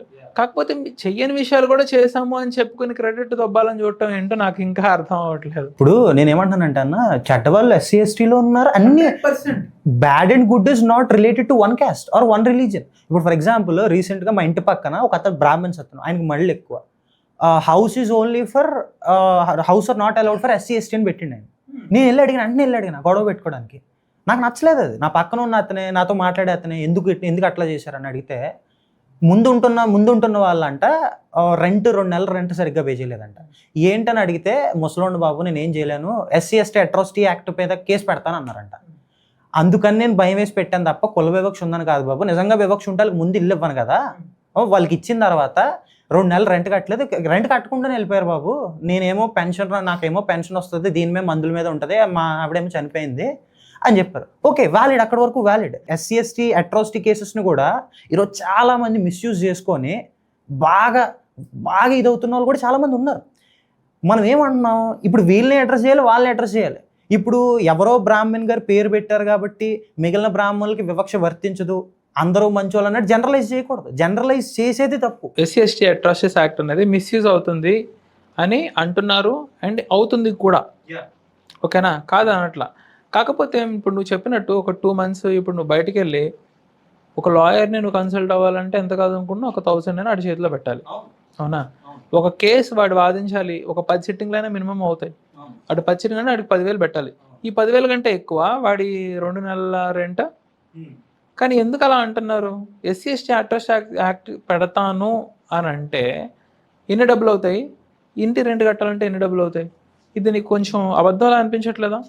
అబద్ధం అంటే నువ్వు ఆలోచించి, ఇప్పుడు ఫర్ ఎగ్జాంపుల్ ఇప్పుడు మన పాడ్కాస్ట్లో ఉంటున్నాం. ఈ పాడ్కాస్ట్ ఓనర్ వచ్చి అడిగాడు నన్ను, బాబు డబ్బులు ఇవ్వు అని. నేను ఎస్సీ ఎస్టీ అట్రాసిటీ యాక్ట్ పెడతాను అని అంటాను. పాడ్కాస్ట్ నేను ఎంత కడతాను మహా అయితే? అవునా? ఎస్సీ ఎస్టీ అట్రాసిటీ యాక్ట్ పెట్టాను అనుకో, ఎంత కట్టాలి? అవునా? మరి కానీ దీన్ని కూడా కానీ అంటే ఇప్పుడు దాంట్లో నిజం ఉండొచ్చు, అబద్ధం ఉండొచ్చు అన్న మీరు అన్నట్టు. బట్ ఫర్ ఎగ్జాంపుల్ చెప్పా, ఎందుకంటే ఇప్పుడు వీళ్ళు తీసుకెళ్ళి నిజంగా కేసు పెట్టేటోళ్ళు కూడా ఉన్నారు. నేను లైవ్లో చూసిన వాళ్ళు ఉన్నారు. ఎందుకంటే ఎట్లా అంటే అన్న, నువ్వు మాలోడివి, నువ్వు మాదిగోడివి అని చెప్పి బూతులు తిట్టారనో, ఇది తిట్టారనో, అది తిట్టారనో ఉంటుంది. ఒక్కొక్క సెట్ ఆఫ్ ఇది ఉంటుంది. ఇప్పుడు ఫర్ ఎగ్జాంపుల్ నా ఫ్యామిలీ ఇప్పుడు ఒక ప్లేస్లో రెంట్ ఉంది, రెంట్కి ఉంది. ఇప్పుడు నేను రెంట్ కొనటం వల్ల నేనేం చేయాలి? అది రెంట్ కట్టాలి. అంతకు మించి నేను ఇంకేం చేయాల్సిన పనిలే. ఓకేనా? ఇప్పుడు నేను రెంట్ కడుతున్నా సరే, ఇప్పుడు వాడు నన్ను ఏదో ఒక సందర్భంలో ఏదో ఒక సిచ్యువేషన్లో వాడు నన్ను కులం పేరుతో దూషించాడు అనుకో, వాడి మీద కేసు పెట్టడం సరైందే కదా. మరి సరైంది అయినప్పుడు దానికి దీనికి మనం లింక్ ఎందుకు పెడుతున్నాం? లింక్ అంటే ఇప్పుడు చెప్తాను చూడండి. ఇప్పుడు మా పెదనాన్న ఉన్నారు, పర్సనల్ మా పెదనాన్న గుంటూరు, మేము అక్కడ పల్లెటూరు, సురవరం కాదు, సావల్యాపురం. అప్పుడు మామూలుగా ఫ్రెండ్స్ మాట్లాడుకుంటూ ఉంటారు. ఏదో ఒక చిన్న విషయంలో, లేడీస్ విషయంలో గొడవ అయింది. నేను అక్కడే ఉన్నా. మేము ఆ రోజు కొత్తగా వెళ్ళాను ఊరికి, మా డాడీ తీసుకెళ్తే. గొడవ అయింది, వాళ్ళు వీళ్ళు తోసుకున్నారు, తిట్టుకున్నారు. ఇతను ఏం చేశాడంటే నన్ను ఇది అన్నాడు అని చెప్పి, ఒక బూత్ తిట్టాడు అని చెప్పి కేసు పెట్టడం జరిగింది. పోలీసులు కూడా ఏం చేశారంటే వచ్చి తీసుకెళ్ళి ఒక రోజు జైల్లో ఉండి మళ్ళీ వచ్చారు. ఇప్పుడు పెద్ద పెద్ద సిటీస్లో అయితే మనం కోర్టులకి వాటికి తీసుకెళ్తాం. ఈ విలేజెస్లో చిన్న చిన్న కేసెస్ ఎట్లా జరుగుతాయి మీకు తెలుసు, సిస్టమ్ ఎట్లా ఉంది. అనలేదు. డిఫెన్స్లో వాడుకునే వాళ్ళు కూడా ఉన్నారు. ఎందుకంటే ఈరోజు ఎన్సీఆర్బీ డేటా ప్రకారం ఫేక్ అట్రాసిటీ కేసెస్ సగానికి సగం ఉన్నాయి. అయితే నేనేం మాట్లాడుతున్నానంటే దీనివల్ల ఏమవుతుందంటే, నేనేమన్నా దళితుల సైడే చెప్తున్నా. నేను ఆల్రెడీ ఒక వీడియో చేసే దాని మీద. ఇప్పుడు ఒక పిల్లోడు వచ్చి నాన్న పులి వచ్చిందని ఒకసారి చెప్తాడు, 2 సార్లు చెప్తాడు, 3 సార్లు చెప్తాడు, జోకులు చేస్తాడు. 4గోసారి వచ్చి చెప్పేసరికి నిజంగా పులి వస్తుంది, ఆడొచ్చి చెప్తాడు. ఈసారి పులి తినేస్తాడు, నాన్న వెళ్ళడు. సో నీకు ఇచ్చిన దేనికి? ఆ చట్టాన్ని నిన్ను కాపాడుతుంది కాబట్టి. దాంట్లో 10 మంది మిస్యూజ్ చేస్తే మిగిలిన 90 మందిని నమ్మడానికి ఈరోజు న్యాయ వ్యవస్థ ఆలోచిస్తుంది. అది నేను అంటున్నా. 100 మందిలో 10 మంది అలా ఉన్నారు, ఫేక్ అట్రాసిటీ కేసెస్ పెట్టేసి వాడుకుంటున్నారు దాన్ని. మిగిలిన 90 మందికి నమ్మాలి అంటే ఇంకా రిజిడ్ అయిపోతుంది, వాడికి అందుబాటులో ఉండదు. సో నీ ఓన్ కులస్తుడికి ఆపద వస్తే వాడికి చట్టం అందుబాటులో లేకుండా నువ్వే చేస్తున్నావు. ఇక్కడ దళితులకు కూడా శత్రువులు అవుతున్నారు. సో చెడు అనేది ఎంత ఇది అయిపోయిందంటే, irrespective of caste and religion, మనుషులకు కూడా ఏంటంటే వాడి తోటి కులస్తుడికి వాడు ఇది ఉండట్లే. నెక్స్ట్ దళిత్స్లో కూడా ఎస్సీలు ఎస్టీలకి పిల్లనివ్వకూడదు అంటారు, ఇది ఇవ్వకూడదు అంటారు, ఇది ఇవ్వకూడదు అంటారు. అంటే ఒరే మీమే వివక్ష జరుగుతుంది కలిసి, మీలో మీరు కూడా వివక్ష చేసుకోవడం ఏంటి? అది ఎంతవరకు కరెక్ట్? సో అట్లా అని వీళ్ళలో వీళ్ళు వివక్ష చేసుకుంటున్నారు కదా అని చెప్పి వాళ్ళ మీద వివక్ష చేసే వాళ్ళు జనరలైజ్ చేసి చెప్పకూడదు. ఎగ్జాక్ట్లీ. ఇప్పుడు చాలామంది దీన్ని వెపన్ కింద వాడతారు. ఏంటంటే ఎస్సీలు ఎస్టీల్లో కూడా వివక్ష చేసుకుంటారు. ఇప్పుడు వాళ్ళు వివక్ష చూసుకుని, ఇప్పుడు వాళ్ళు వివక్ష చేసుకుంటారని వాళ్ళమే చేసినోడిది కరెక్ట్ అయిపోద్దా? అవ్వదు కదా. నువ్వు జనరలైజ్ చేయకూడదు. తప్పు ఎక్కడ జరిగినా తప్పే, ఎవరు చేసినా తప్ప, అది మాట్లాడాలి. సో నువ్వు ఒక సైడ్ తీసుకొని నేను హిందువుని కాబట్టి, హిందుత్వవాదిని కాబట్టి, నా అప్పర్ క్యాస్ట్లో లేదా నా కులస్తుల్లో ఎవరన్నా వివక్ష చూపిస్తే జనరలైజ్ చేయడానికి వీళ్ళు కూడా ఉంది, వీళ్ళు కూడా పిల్లల్ని ఇచ్చుకోవాలంటే తప్పది, చాలా తప్పు. సో ఎక్కడ జరిగినా తప్పే.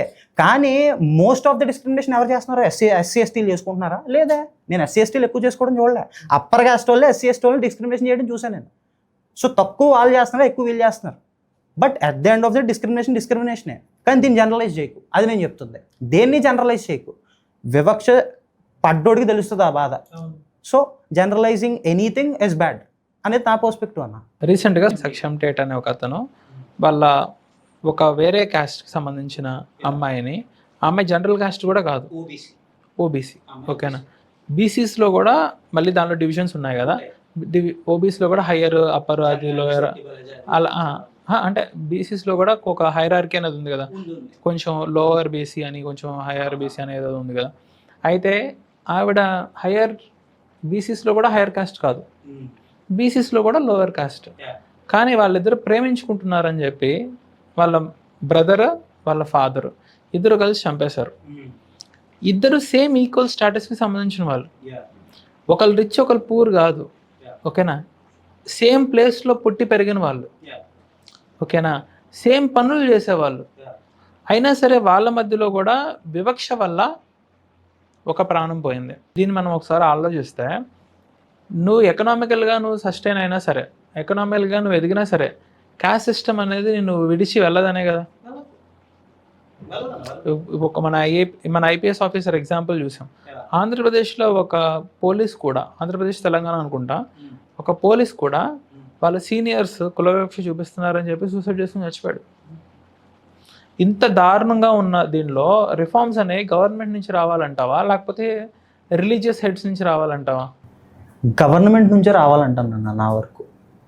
గవర్నమెంట్ నెక్స్ట్ రిలీజియస్ హెడ్స్ నుంచి కూడా రావాలి. ఎందుకంటే నేను నా వరకు చూసినంత వరకు టీటీడీ ఉందన్న ఈరోజు మన ఎస్సీ ఎస్టీ స్టూడెంట్స్ కూడా వాళ్ళు కూడా వేదాలు నెక్స్ట్ ఇవన్నీ చదవడం నేర్చుకోవచ్చు అని ఒక ఇనిషియేటివ్ తీసుకొచ్చారు. అది ఒప్పుకోవచ్చు, అది అది అది అప్రిషియేట్ చేయొచ్చు. అదే ఎలా అప్రిషియేట్ చేస్తాం? ఇప్పుడు ఫర్ ఎగ్జాంపుల్ ఏదైనా మనం ఒక పాలసీ తీసుకుంటే ఆల్రెడీ ఉన్న డిఫరెన్సెస్ని డీపెన్ చేయకోకుండా ఉండేలా చేయాలి కదా. ఇప్పుడు నువ్వు ఒక 5000 టెంపుల్స్ నేను కన్స్ట్రక్ట్ చేద్దామని చూస్తున్నారు, వెరీ గుడ్ పాయింట్, దానిలో అసలు తప్పే లేదు. కానీ దాంట్లో ఉన్న పురోహితుల్ని మళ్ళీ మీరు ఎస్సీ ఎస్టీ వాళ్ళనే పెడితే వాళ్ళ కాలనీలోనే వాళ్ళని పరిమితం చేసినట్టు అవుతుంది కదా. నేనేమంటున్నానంటే, నేను అదే అంటున్నాను. ఇప్పుడు చాలా మంది ఏమంటున్నారంటే గుళ్ళు కడుతున్నాం ఎస్సీ ఎస్టీ, వాళ్ళకి గుళ్ళు ఎందుకు కట్టడం? ఉన్న గుళ్ళోకి రానివ్వండి, వాళ్ళని ఉన్న గుళ్ళోకి రానివ్వండి. ఇప్పుడు వాళ్ళ కొత్త గుడిగా కడితే ఉన్న డివిజన్ ఇంకా డివైడ్ చేసినట్టు ఉంటుంది, కలిపినట్టు ఉండదు. ఇప్పుడు నువ్వు వాళ్ళని హిందువుల్లో కలుపుకోవాలంటే ఏంటి? ఒక బీసీ, ఒక ఎస్సీ, ఒక ఓసీ అందరూ కలిపి ఒకే గుడిలో ఉండాలి. అప్పుడు ఒక గుడిలో ఒక ముగ్గురు ముగ్గురు కులాలకు సంబంధించిన వాళ్ళు ఒకే హిందువుగా ఉన్నట్టు. నువ్వు విడిగా కట్టేసి ఇంకా డివిజన్ పెంచినట్టే. ఒక పాయింట్లో ఏంటంటే వీళ్ళు కూడా, ఈ కులస్తులు కూడా ఈ ప్రీస్ట్హుడ్ని చెయ్యొచ్చు అన్న ప్రొఫైల్ బాగుంది. కానీ ఒక వర్గానికి సంబంధించి వాళ్ళ దగ్గరే నేను 5000 గుళ్ళు కడతానంటే అది రాంగ్, అది నేను ఒప్పుకోను. ఇక్కడ నెక్స్ట్ ఇంకొక విషయం ఏంటంటే, చాలామంది ఎట్లా మాట్లాడతారంటే రిజర్వేషన్ ఇది అంటారు. వాళ్ళ లైనేజ్ అంతా కూడా గుళ్ళో పనిచేస్తున్నారు కాబట్టి బెనిఫిట్స్ చాలామంది తీసుకుంటున్నారు వాళ్ళ కులం కాబట్టి. వాళ్ళ కులంలో వాళ్ళు ప్రీస్ట్హుడ్ చేస్తూ ఉంటారు కాబట్టి వాళ్ళకి బోల్డ్ రిజర్వేషన్స్, అలవెన్స్లు, పెన్షన్లు ఇవన్నీ ఉంటాయి. మరి అది రిజర్వేషన్ కాదా? అది క్యాస్ట్ బట్టి లేదా వాళ్ళు చేసేదాన్ని బట్టి లైనేజ్ బట్టి రావట్లేదా? రిలీజియన్ గురించి మాట్లాడట్లా మనం. నిజంగా చూసుకుంటే ఇప్పుడు క్రిస్టియానిటీలో కూడా పాస్టర్స్ ఉన్నారు. పాస్టర్ ఎవరైనా అవ్వచ్చు కదా, అవునా? నేను అడుగుతాను జనరల్గా, నువ్వు పాస్టర్ ఎందుకు అయ్యావంటే నాకు దేవుడు కల్లోకి వచ్చి చెప్పాడు అన్నాడు. సర్లే, ఓకే. మరి నీ కొడుకు ఎందుకు అయ్యాడంటే వాడికి కూడా వచ్చి చెప్పాడు. నీ కొడుకు ఎందుకు చెప్పాలి? ఇప్పుడు నీ చర్చికి చాలా మంది వెళ్తున్నారు కదా, వాళ్ళ డబ్బులు లేని వాళ్ళు ఉన్నారు కదా, వాళ్ళ ఎవరికైనా వచ్చి చెప్పొచ్చుగా, నీకే ఎందుకు చెప్పాడు? నెక్స్ట్ తమిళనాడులో నేను చూస్తే, ఎస్సీ ఎస్టీ వాళ్ళకి క్రిస్టియన్స్, దళిత్ క్రిస్టియన్స్కి వాళ్ళకు కూడా చర్చిలో వివక్ష. వీళ్ళకి సీట్స్ ఇవి, వాళ్ళకి సీట్స్ అవి. పాస్టర్స్ కూడా ఓన్లీ హై కేటగిరీలో ఉన్న వాళ్ళే పాస్టర్స్ అవ్వాలి. నేను ఎప్పుడు కూడా ఒక వివక్షకు గురైన దళితుడు క్రిస్టియానిటీలో కన్వర్ట్ అయితే నేను వెల్కమ్ చేస్తానండి, వెళ్ళరా బాబు అని చెప్పి వెళ్ళు అని చెప్తా. ఎందుకంటే నీకు అక్కడ న్యాయం జరగలే, ఇక్కడ జరుగుతుంది కాబట్టి. ఇక్కడ కూడా మీరు ఇది చేస్తున్నారంటే పోనీ అక్కడ లేదురా బాబు అని నేను అనుకుంటా. సరే, అక్కడ క్రిస్టియానిటీలో కులవివక్ష దన్నరా బాబు, నేను యాజ్ ఎ హిందూ నేను బాధపడుతున్నా. నా ధర్మంలో ఈ వివక్ష అనేది ఉంది, అక్కడ లేదు, పోనీ వెళ్ళారు లేరా బాబు. అక్కడ కూడా ఇప్పుడు ఇది చేసేస్తుంటే నాకు ఇంక దీన్ని తప్పించుకునే మార్గం లేదా అనిపిస్తుంది. చర్చెస్కి వీటికి వెళ్తూ ఉంటాం కదా, అప్పుడు ఎప్పుడు ఈ చర్చలు నడిపించే వాళ్ళు ఉంటారు కదా, వీళ్ళనే ఎప్పుడు దేవుడు ఆశీర్వదిస్తాడు. కానీ చర్చికి వెళ్ళి ప్రార్థన చేసుకునేవాడికి దేవుడు ఆశీర్వదించాడు. ఎందుకంటే వీళ్ళు 10% వాళ్ళకి వెళ్తాయి కదా, అతను 10% కూడా వీళ్ళు ఖర్చు పెడతాడంటే అదేం ఉండదు. నాకు తెలిసిన ఒక పాస్టర్ 3 చర్చిలు ఉన్నాయి, 2 కార్లు ఉన్నాయి, కొడుక్కి బుల్లెట్ ఉంది, ఓకేనా. కానీ అతని చర్చ్ ఎక్కడ ఉంటుందంటే దళితవాడలోనే ఉంటుంది. దళితవాడలో ఉన్న వాళ్ళందరూ 10% తీసుకెళ్ళి ఆయనకి ఇవ్వటం. ఆయన ఏం చేస్తున్నాడో మనకు అర్థమైంది క్లియర్గా. ఆయన ఆస్తులు పెంచుకోవటం, దేవుడి మీద ఒక నమ్మకాన్ని వీళ్ళు ఎలా అసలు యూజ్ చేసుకుంటున్నారు, ఎలా ప్లే చేస్తున్నారు అనేది క్లియర్ ఎగ్జాంపుల్. మా ఫ్రెండ్ ఒకడు ఉన్నాడన్న, హీస్ ఆల్సో క్రిస్టియన్. నేను అన్నా, ఒకటి చెప్పు, సో అండ్ సో ఒకటి చెప్పరా, మీ యేసుక్రీస్తు మంచి హ్యుమానిటీ కలిగిన వ్యక్తి కదా, ఆయన ఏం నేర్పాడు? సాటి మనిషికి సహాయం చేయాలి. అంటే ఏంటి? Helping people is what is godly. మనిషికి సహాయం చేయడమే అది దైవత్వం. అదే మన యేసుక్రీస్తు పుట్టి పెరిగి ఆయన మరణించే వరకు చూపించింది అదే. ఇప్పుడు సరే చర్చ్ పాస్టర్కి 10% ఇవ్వాలి, నీకు తిరిగి దేవుడు 30% ఇస్తాడు అని చెప్పి చర్చ్ పాస్టర్ చెప్తున్నాడు కదా, ఆ 30% కూడా చర్చ్ పాస్టర్ ఇవ్వాలి కదా నీకు. ఇప్పుడు తీసుకోవడం ఆయన దగ్గర నుంచి తీసుకుంటుంటే దేవుడికి నువ్వు ఇవ్వాల్సింది మధ్యలో మీడియేటర్గా ఆయన తీసుకుంటున్నాడు. మరి దేవుడు ఇవ్వాల్సింది కూడా ఆయన నీకు ఇవ్వాలిగా, ఎందుకు ఇవ్వట్లేదు? పోనీ దేవుడికి నువ్వు ఇవ్వాలంటే ఒక పని చేయి, ఆయనకి ఇవ్వకుండా 10% తీసుకెళ్ళి 10 మందికి తిండి పెట్టు. అదే దైవత్వం. యేసుక్రీస్తు చేసింది అదే. యేసుక్రీస్తు మధ్యలో మీడియేటర్ని పెట్టుకొని పాస్టర్లను పెట్టుకొని వాక్యం చెప్పలే, ఆయన కాలి నడక మీద వెళ్ళి వాక్యం చెప్పుకుంటూ ప్రవచనం చేసుకుంటూ వచ్చాడు ఆయన. అది యేసుక్రీస్తు చేసింది. సో ఇది కూడా మీరు పాటిస్తుంది కూడా క్రిస్టియానిటీ కాదు కదా. ఇప్పుడు వచ్చేసి మీ గుడిలో కూడా వ్యాపారం చేస్తారు, ప్రతి రిలీజన్ వ్యాపారం అయిపోయింది అయ్యా. ఒక పూజలు వెళ్ళి చూస్తుంటే ఆయన కనీసం జస్ట్ బేసిక్ అర్చన చేయడానికి కూడా ఒక రేట్ చెప్తున్నాడు. ఆ రేట్ చెప్తుంటే మాకు పాకెట్లు తడిచిపోతున్నాయి. ఒక 2 సంవత్సరాల ముందు చూసిన పూజారి ఈరోజు చూసుకుంటుంటే ఇంతంత కడియాలు, ఇంతంత గోల్డ్, సరే వాళ్ళు పెట్టుకుంటారు అది ఓకే, కానీ అంత వ్యాపారం చేసేసారంటే వాళ్ళ రేట్లు చూస్తుంటే నాకు ఇబ్బంది అవుతుంది. పోనీ కనీసం మీ దగ్గర 10% తీసుకుంటున్నారు, మాకు 10% మిగిలిన 90% వాళ్ళు అడుగుతున్నారు ఎక్కడైతే కొన్ని దగ్గరలా. సో ఎక్కడన్నా బిజినెస్ అయిపోయింది. సో నేనేం చెప్తున్నానంటే హ్యూమానిటీ తగ్గిపోతుంది. దీనివల్ల ఏమవుతుందంటే ఎక్కడో గుడిలో ఉన్న దేవుడికి, చర్చిలో అక్కడ కనిపించిన దేవుడికి ఆయన నువ్వు బ్లైండ్గా నమ్మేస్తున్నావు. ఆ బ్లైండ్ ఫెయిత్లో పక్కన అదే గుడి బయట చర్చి బయట ఉన్నవాడికి రూపాయి ఇవ్వడానికి ఏడుస్తున్నావు. మనిషిని మర్చిపోతున్నావు కదా నువ్వు. అంటే దేవుడు అనే ఒక ఇమేజ్ని ఎంత బ్రెయిన్ వాష్ చేశారంటే, ఎంత మ్యానిపులేట్ చేశారంటే, ఎవరో కనిపించిన ఒక వ్యక్తి కోసం లేదా ఒక దేవుడి కోసం నీ పక్కన అడుక్కుతుంటున్న మనిషిని నువ్వు మర్చిపోతున్నావు. ఆడు పోయినా పర్లేదని అనిపోతున్నావు. ఇంకంత హ్యూమానిటీ లేని రిలీజియన్ నువ్వు ప్రాక్టీస్ చేస్తే ఎంత, చేయకపోతే ఎంత. That is not at all religion. నాకు మనం కలిసినప్పుడు ఈస్టర్ గురించి నాకు ఒక పాయింట్ చెప్పావు, ఒకసారి చెప్తావా? చాలా చక్కగా చెప్పావు. ఎగ్జాక్ట్లీ అన్న. అంటే నా వరకు ఏంటంటే నా వే ఆఫ్ రిలీజియన్ సీయింగ్ అనేది డిఫరెంట్గా ఉంటుంది. ఇప్పుడు చాలామంది ఏంటంటే యేసుక్రీస్తు చనిపోయారు, 3 రోజుల్లో లేచారు కాబట్టి ఆయన దేవుడు, 3 రోజుల్లో లేచాడు కాబట్టి ఆయన దేవుడు అన్నట్టు పోర్ట్రే చేస్తుంటారు. నాకు ఎట్లా ఉంటుందంటే why don't we learn something basical about it. బేసికల్గా దాంట్లో నీ లైఫ్కి మెసేజ్ ఏం వెళ్తుంది అనేది నేర్చుకో.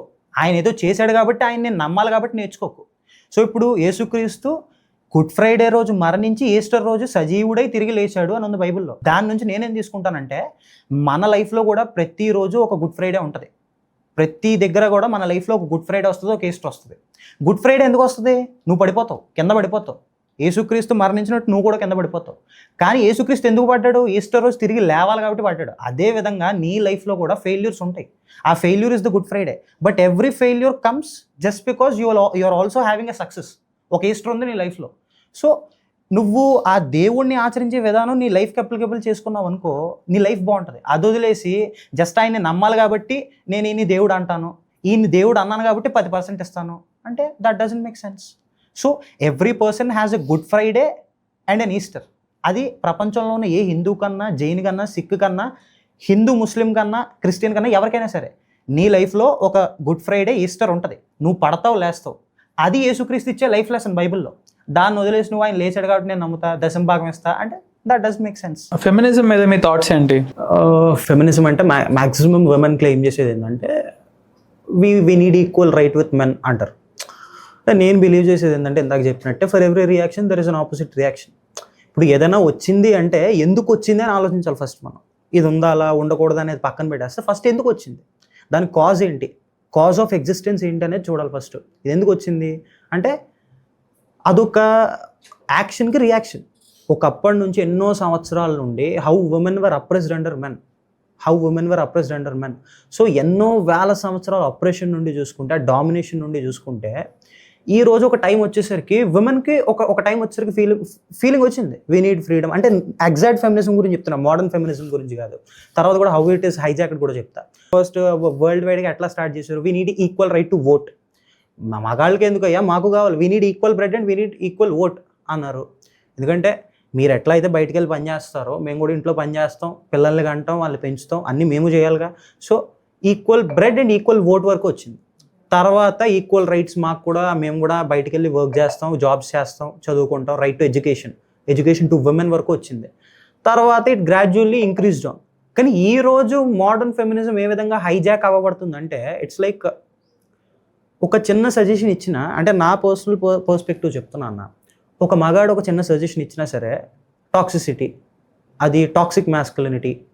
అంటే ఏదైనా సరే ఓవర్ ది లిమిట్ వెళ్ళిపోకూడదని చెప్తున్నా. ఓవర్ మ్యాస్కులినిటీ ఉండకూడదు, ఓవర్ ఫెమినిజం ఉండకూడదు. సరే, ఓవర్ ఫెమినిజం అన్నారు కాబట్టి I want to ask you, భార్య భర్త, ఓకేనా, భర్త అంటే ఏంటి, లిటరల్ మీనింగ్ ఏంటి? భర్త అంటే ఇట్స్ లైక్ కొన్ని మీనింగ్స్లో యజమాని అట్లా వస్తుంది అన్న. ఓకే, మన తెలుగులోనే భర్త అంటే లిటరల్ మీనింగ్ నేను చదువుకున్నప్పుడు మరి భరించేవాడు భర్త అని తెలుగులో నేను 8th క్లాస్ 9th క్లాస్ చదువుకున్నప్పుడు చదువుకున్నాను. ఓకే, నా తెలుగు టెక్స్ట్ బుక్ లోనే చదువుకున్నాను. ఏం భరించేవాడు? ఆలోచించు ఒక్కసారి. ఇండియన్ సొసైటీలో నిజంగా ఫెమినిజం ఉందని నువ్వు అనుకుంటున్నా?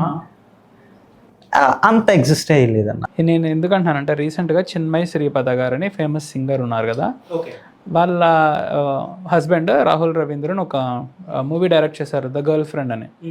అయితే దాని ఇంటర్వ్యూలో, ఆ మూవీ ప్రమోట్ చేసే ఇంటర్వ్యూలో ఏం చెప్పారంటే, నేను మ్యారేజ్ చేసుకున్న తర్వాత చిన్మయి గారిని నేనేమన్నానంటే, నీకు ఇంట్రెస్ట్ ఉంటే నువ్వు మంగళసూత్రం వేసుకో, లేకపోతే వేసుకోవద్దు అని అన్నారు.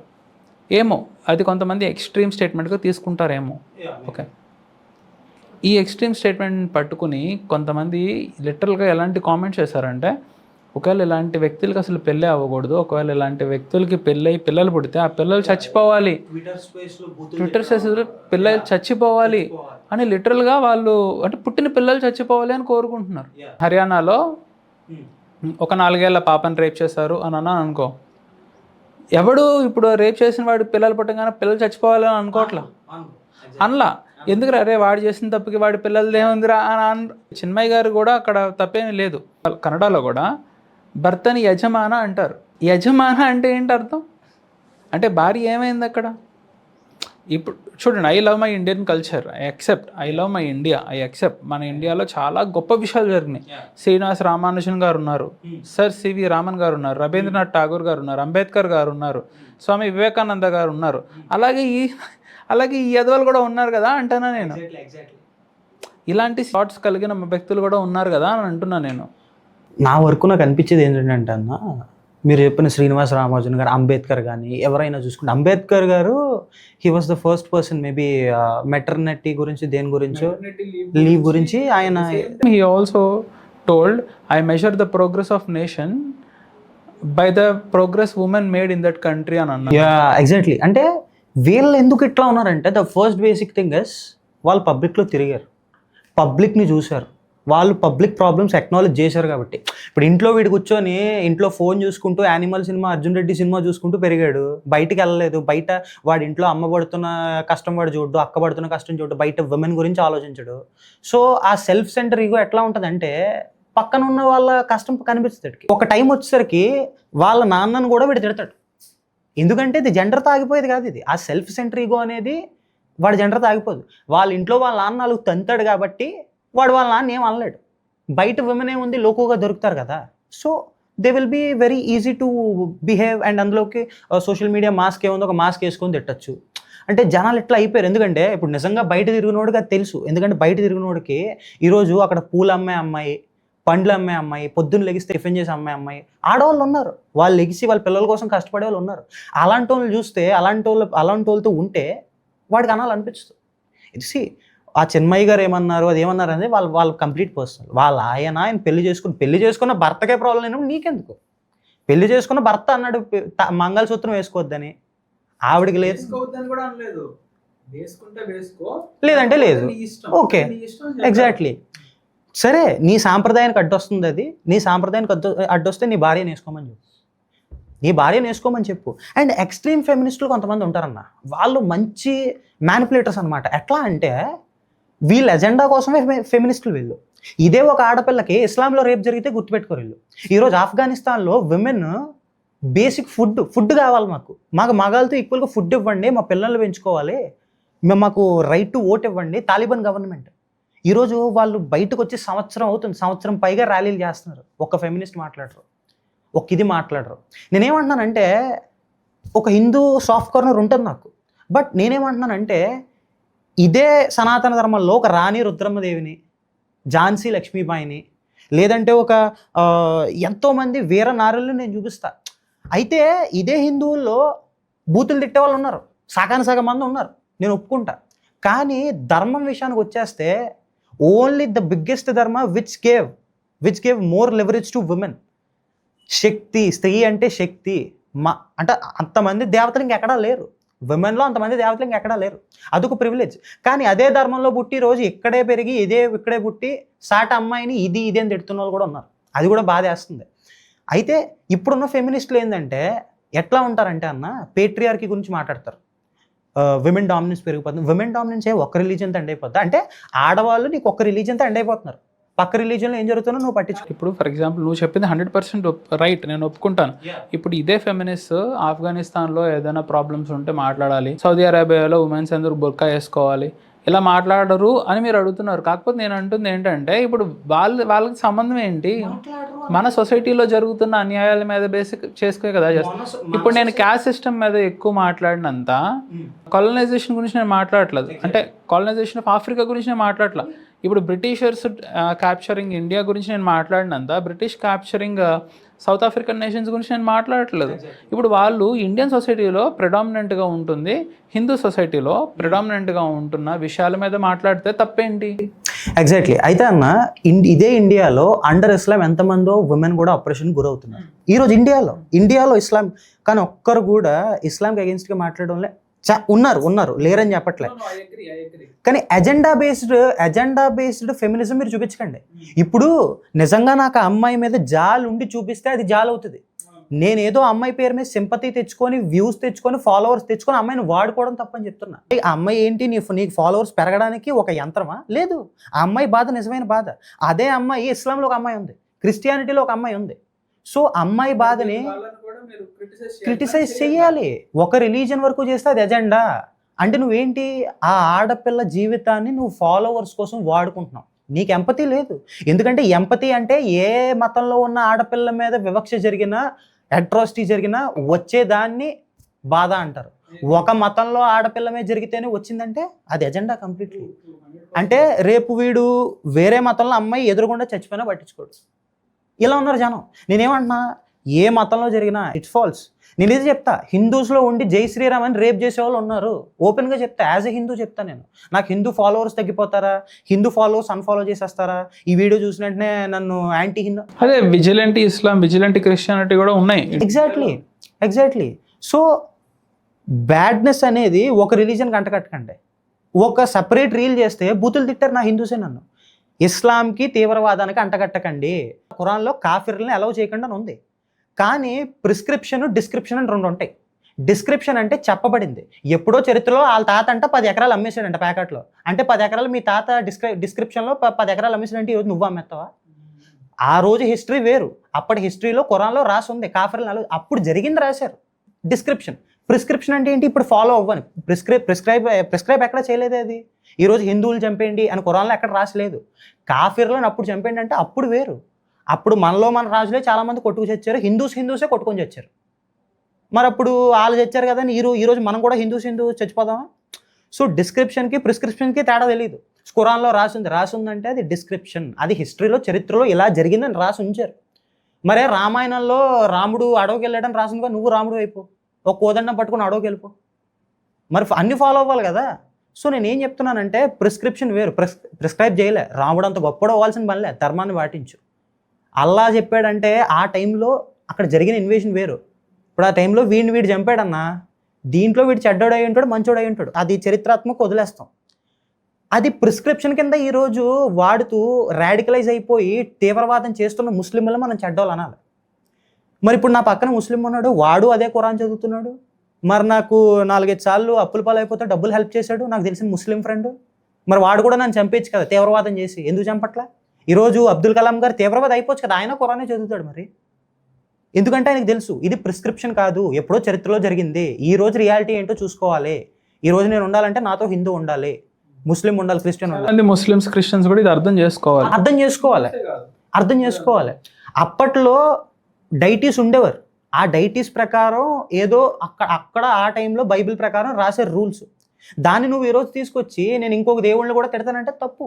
ఆ రోజు రాసింది వేరు.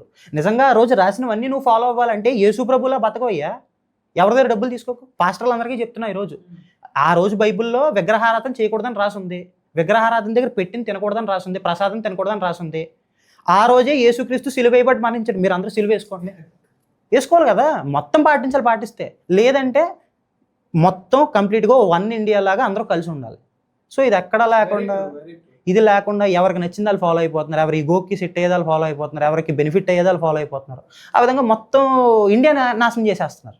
సూడాన్లో కొన్ని వేల మంది క్రిస్టియన్స్ చనిపోతున్నారు. వాళ్ళని చంపేది ఎవరు అంటే, ఒక రకంగా అంటే వార్ జరుగుతున్నప్పుడు వాళ్ళని చంపేది ఎవరు అంటే ముస్లిమ్స్. కానీ నేను దీన్ని ఎలా చూస్తానంటే, సూడాన్కి క్రిస్టియానిటీకి ఇస్లాంకి సంబంధం లేదు. ఈ రెండు వేరే ప్లేస్ నుంచి వచ్చినవి. కానీ అక్కడ కొట్టుకుని చేస్తుంది సూడాన్సే, కొట్టి చంపుతుంది కూడా సూడాన్సే. నష్టం జరుగుతుంది సూడాన్కి. క్రిస్టియానిటీకి ఇస్లాంకి నష్టం ఏం జరగట్లా. అలాగే మన దేశంలో కూడా ఇప్పుడు కులాలను మతాలను ఏదైనా సరే, ఏదైనా పేరు మీద భాషనో ప్రాంతమనో కొట్టుకుని చేస్తున్న వాళ్ళలో చస్తుంది ఇండియన్సే, చంపుతుంది ఇండియన్సే. దళిత్స్ చాలామంది షెడ్యూల్ కాస్ట్ వాళ్ళు క్రిస్టియానిటీలోకి మారిపోయారు అని తెలిస్తే నువ్వు వాళ్ళని ఇంకా మీరు క్రిస్టియన్స్ అనో లేకపోతే మీరు షెడ్యూల్ కాస్ట్ అనో నువ్వు వివక్ష చూపిస్తే వాళ్ళు ఇంకా ఎక్స్ట్రీమ్గా వెళ్తారు. కానీ వాళ్ళు మారరు. వాళ్ళు హిందూయిజంలోకి రావాలి, గర్వాపసి అవ్వాలి, హిందూయిజంలోకి రావాలి అని అంటే నువ్వు చేయాల్సిన పని ఏంటి? వివక్ష అనేది తప్పు, వివక్ష అనేది జరగకూడదు. మీకు అసలు దళిత్స్ అనేది స్క్రిప్చర్స్లో లేవు కదా. సో మీరు దళిత్స్ కాదు, మీరు శూద్రుల్లో ఒక భాగంగా కావండి కొంతమంది, లేకపోతే బాగా తెలివైన వాళ్ళు బ్రాహ్మిన్స్లో అవ్వండి, లేకపోతే ఫైనాన్షియల్గా ఉన్న వైశ్యాల్లోకి అవ్వండి. అవ్వాలి కదా. ఇవి అవ్వకోకుండా ఈ బార్డర్స్ని, ఈ బౌండరీస్ని, ఈ డివిజన్స్ని ఇలాగే ఉంచేసి వాళ్ళని తిట్టి వాళ్ళ మీద చేసి మీ దేవుడు అది, మీ కులం ఇది, మీ మనుషులు ఇది అని మాట్లాడితే ఎవరైనా సరే ఎందుకు వస్తారు? మీ ఇల్లు నువ్వు క్లీన్ చేసుకుని వేరే వాడిని నీ ఇంట్లోకి పిలవాలి. అంతేగాని నీ ఇల్లు బాగాలేదు, నీ ఇల్లు అటువైపు ఉంది, నీ ఇంట్లో నీళ్ళు ఉన్నాయని అంటే నేను నా ఇంట్లో ఉంటా, నువ్వు నీ ఇంట్లో ఉంటారా బాబు అని అంటాడు కదా ఎవడైనా. అంతే కదా. ఫస్ట్ అంతే అన్న, కరెక్ట్, ఎగ్జాక్ట్లీ. మన ఇంట్లో ఉన్నవి చూసుకోవాలి ఫస్ట్. మన ఇంట్లో ఉన్నది చూసుకొని పక్కింటి మీద వేలెత్తలా చూసుకోవాలి. ఇప్పుడు నీ తపాలలో అన్నం ఉడికిందో లేదో నువ్వు వేలెట్టుకొని చూసుకో. పక్కోడ తపాలు ఎందుకు నీకు? అడ్డమైన తపాలలో వేలెట్టు నీ ఏలే కాలుతుంది. ఫస్ట్ మనం చూసుకున్నంతసేపు ఏది అవ్వదు. వెళ్ళారా వెళ్ళిపోని, వాళ్ళకి నచ్చలే వెళ్ళారు. కృష్ణుడు చెప్పిన భగవద్గీత స్వేచ్ఛ. ఆయన దేవుడు అంతనే భగవద్గీత చెప్పిన తర్వాత లాస్ట్కి అర్జునుడికి ఏం చెప్పాడు? నువ్వు ఫాలో అవ్వితే అవ్వు, లేదా అవ్వద్దన్నాడు ఆయన. అంత భగవద్గీత చెప్పి లాస్ట్ ఏంట్రా బాబు ఇలా అన్నాడు ఆయన అనుకున్నాను నేను. అంటే దేవుడు అంత స్వేచ్ఛ ఇచ్చాడంటే ఇంకా మనిషిగా ఉండి నువ్వు అట్లీస్ట్ ఒక మినిమం ఫ్రీడమ్ని నువ్వు పాటించలేవా? వేరే వాళ్ళకి ఇవ్వలేవా? వాళ్ళు వెళ్ళిపోయారు, సరే వెళ్ళిపోని. క్రిస్టియన్స్ ముస్లిమ్స్ చేస్తుంది కొన్ని విషయాల్లో నేను తప్పు అని 100% చెప్తున్నాను. ఏ విషయాలు అంటే, ఫర్ ఎగ్జాంపుల్ మా దేవుడిని నువ్వు నమ్ము, ఎందుకు మా దేవుడు అని అంటే ఈ దేవుడు ఇలా చెప్తున్నాడు అనేది నీకు లాజికల్గా నీకు అర్థమయ్యి దాని మీద ఇంట్రెస్ట్ పుట్టి అది నిజంగా నువ్వు నమ్మితే నువ్వు మా రిలీజియన్లోకి వస్తే ఏదైనా ఒక అర్థం ఉంది. మా దేవుడే దేవుడు, మీ దేవుడు కాదు. మా దేవుడు నమ్ముకుంటేనే నువ్వు స్వర్గానికి వెళ్తావు, లేకపోతే నువ్వు నరకానికి వెళ్తావు అంటే ఒక రకంగా నువ్వు బ్లాక్మెయిల్ చేస్తున్నట్టే కదా. ఇప్పుడు మరి అలాంటి వాళ్ళు నిజంగా అలాంటి వాళ్ళని కించపరచడం అలాంటి వాళ్ళకి ఎగెనిస్ట్గా ఫైట్ చేయడంలో నాకైతే తప్పేం కనబడట్లేదు. ఇప్పుడు నువ్వు ఎప్పుడైనా సరే give respect and take respect policy. నువ్వు రెస్పెక్ట్ ఇస్తూ మా ధర్మంలోకి నువ్వు రా అని అన్నావంటే నువ్వు రావచ్చు రాకపోవచ్చు అది నీ ఇష్టం. కాకపోతే ఒక రకంగా నువ్వు రాకపోతే నిన్ను ఫ్రై చేస్తారు, డీప్ ఫ్రై చేస్తారు అని అన్నారు అనుకో, అది బ్లాక్మెయిలే అవుతుంది కదా. అదే ఏదో అపరిచితుడి సినిమాలో గరుడు పురాణంలో సెక్షన్లు ఉంటాయి చూసాను, అలా ఆ కుంభీపాకం అలాంటివి. అంటే నేను అడిగాను ఒకసారి, ఏమన్నానంటే మరి ఎక్స్ట్రీమ్ లెవెల్కి వెళ్ళకండి. ఇప్పుడు ఏ మతంలో ఎక్స్ట్రీమ్ లెవెల్కి వెళ్ళిపోయినా లాజికల్ కనిపించవు. ఏ రిలీజన్లో అన్నా సరే నీ రిలీజన్ నీకు గొప్ప, నీ రిలీజన్ నీకు రియల్, నా రిలీజన్ నాకు రియల్, సరే అస్సలు ప్రసాదం ముట్టకూడదురా అన్న. సరే ఒక చిన్న ఎగ్జాంపుల్, బేసిక్ ఎగ్జాంపుల్ చెప్తాను. దేవుడు అంటే తండ్రి అంటే ఏంటి? కొడుకుమే ప్రేమ. ఇప్పుడు ఫర్ ఎగ్జాంపుల్ నాకు ఇక్కడ తిండి లేదు, అక్కడ తిండి పెడుతున్నారు. తండ్రి ఏమంటాడు? నాన్న నేను వెళ్ళి తీసుకొచ్చి నీకు పెడతాను నాన్న అంటాడు. అది తండ్రి అంటే. ఈరోజు ప్రపంచం అంతా కరువు వచ్చింది, గుళ్ళో ప్రసాదం మాత్రమే మిగిలింది. నీ బైబిల్ నువ్వు చచ్చిపోయినా పర్లేదు కానీ గుళ్ళో ప్రసాదం తినక ఆకలితో చచ్చిపో అంటే అది బైబిల్ అవ్వదు, దేవుడు అవడం. సో అదంతా కూడా ఎక్స్ట్రీమిజంకి వెళ్ళిపోకు, నువ్వు అంత ఎక్స్ట్రీమ్కి వెళ్ళిపోకు. సో ఎక్కడ తిన్నా తిండే. ఈరోజు ఎవరు పూజించినా ముట్టుకోకూడదు అనుకుంటే గాలిని వాయుదేవుడు, నేలని భూమాత, సూర్యదేవుడు, అగ్గిదేవుడు అన్నీ అనుకుంటూ ఉంటాం. పొయ్యమే మీరు కూరలు వండుకోకూడదు, ఊపిరి పీల్చకూడదు, నీళ్ళు తాగకూడదు, ఏం చేయకూడదు. అర్జున్ రెడ్డి అనే సినిమాలో అంటాడు, ఏ సబ్జెక్ట్ డీప్గా వెళ్ళిపోయినా మిగిలేదు జీరోవే. సో అదేవిధంగా ఏ రిలీజన్లోకి వెళ్ళిపోయినా సరే డీప్గా మిగిలేదు ఏం ఉండదు. సో మీరు మరీ ఎక్స్ట్రీమ్గా పూజించిన దేన్ని నేను నమ్మకూడదు అనుకుంటే గాలి పీల్చుకోకూడదు, అన్నం తినకూడదు. అన్నం కూడా పండిస్తారు, భూమిలోనే పండిస్తారు. భూమి మేము భూమాత అంటాం. ఆ మాతలోంచి వచ్చిన, ఆ దేవుళ్ళలోంచి వచ్చిన అన్నం మీరు ఎలా తినేస్తున్నారు? మరి మీ దేవుడికి అగెయిన్స్ట్ కదా. సో ఇది ఎట్లా చూసుకున్నా సనాతన ధర్మానికి అగెయిన్స్ట్గా ఎంత వెళ్దామని చూసినా సరే ఒక పాయింట్ ఆఫ్ టైంలో లాజిక్ దొరకదు మీకు. క్రిస్టియానిటీకి వచ్చినా, ఇస్లాంకి వచ్చినా. సో ఏ రిలీజియన్లో అన్నా డీప్గా వెళ్ళకండి. నా ఫెయిత్ నాకు పర్సనల్గా నేను ఉంచా, నీ ఫెయిత్ నువ్వు పర్సనల్గా ఉంచు. నీ ఇంటికి వచ్చిన ఏంటంటే నా ఇంటికి వచ్చి నువ్వు తిను. అట్లా ఉంటేనే ఇంకా వివక్ష తగ్గుతుంది. సో సరే, కులం పేరుతో అందరం ఒకటైపోయాం, హిందువులు అందరూ ఒకటైపోయారు. రేపు ఏం కొట్టుకుంటారు? హిందూస్ ముస్లిమ్స్ కొట్టుకుంటారు.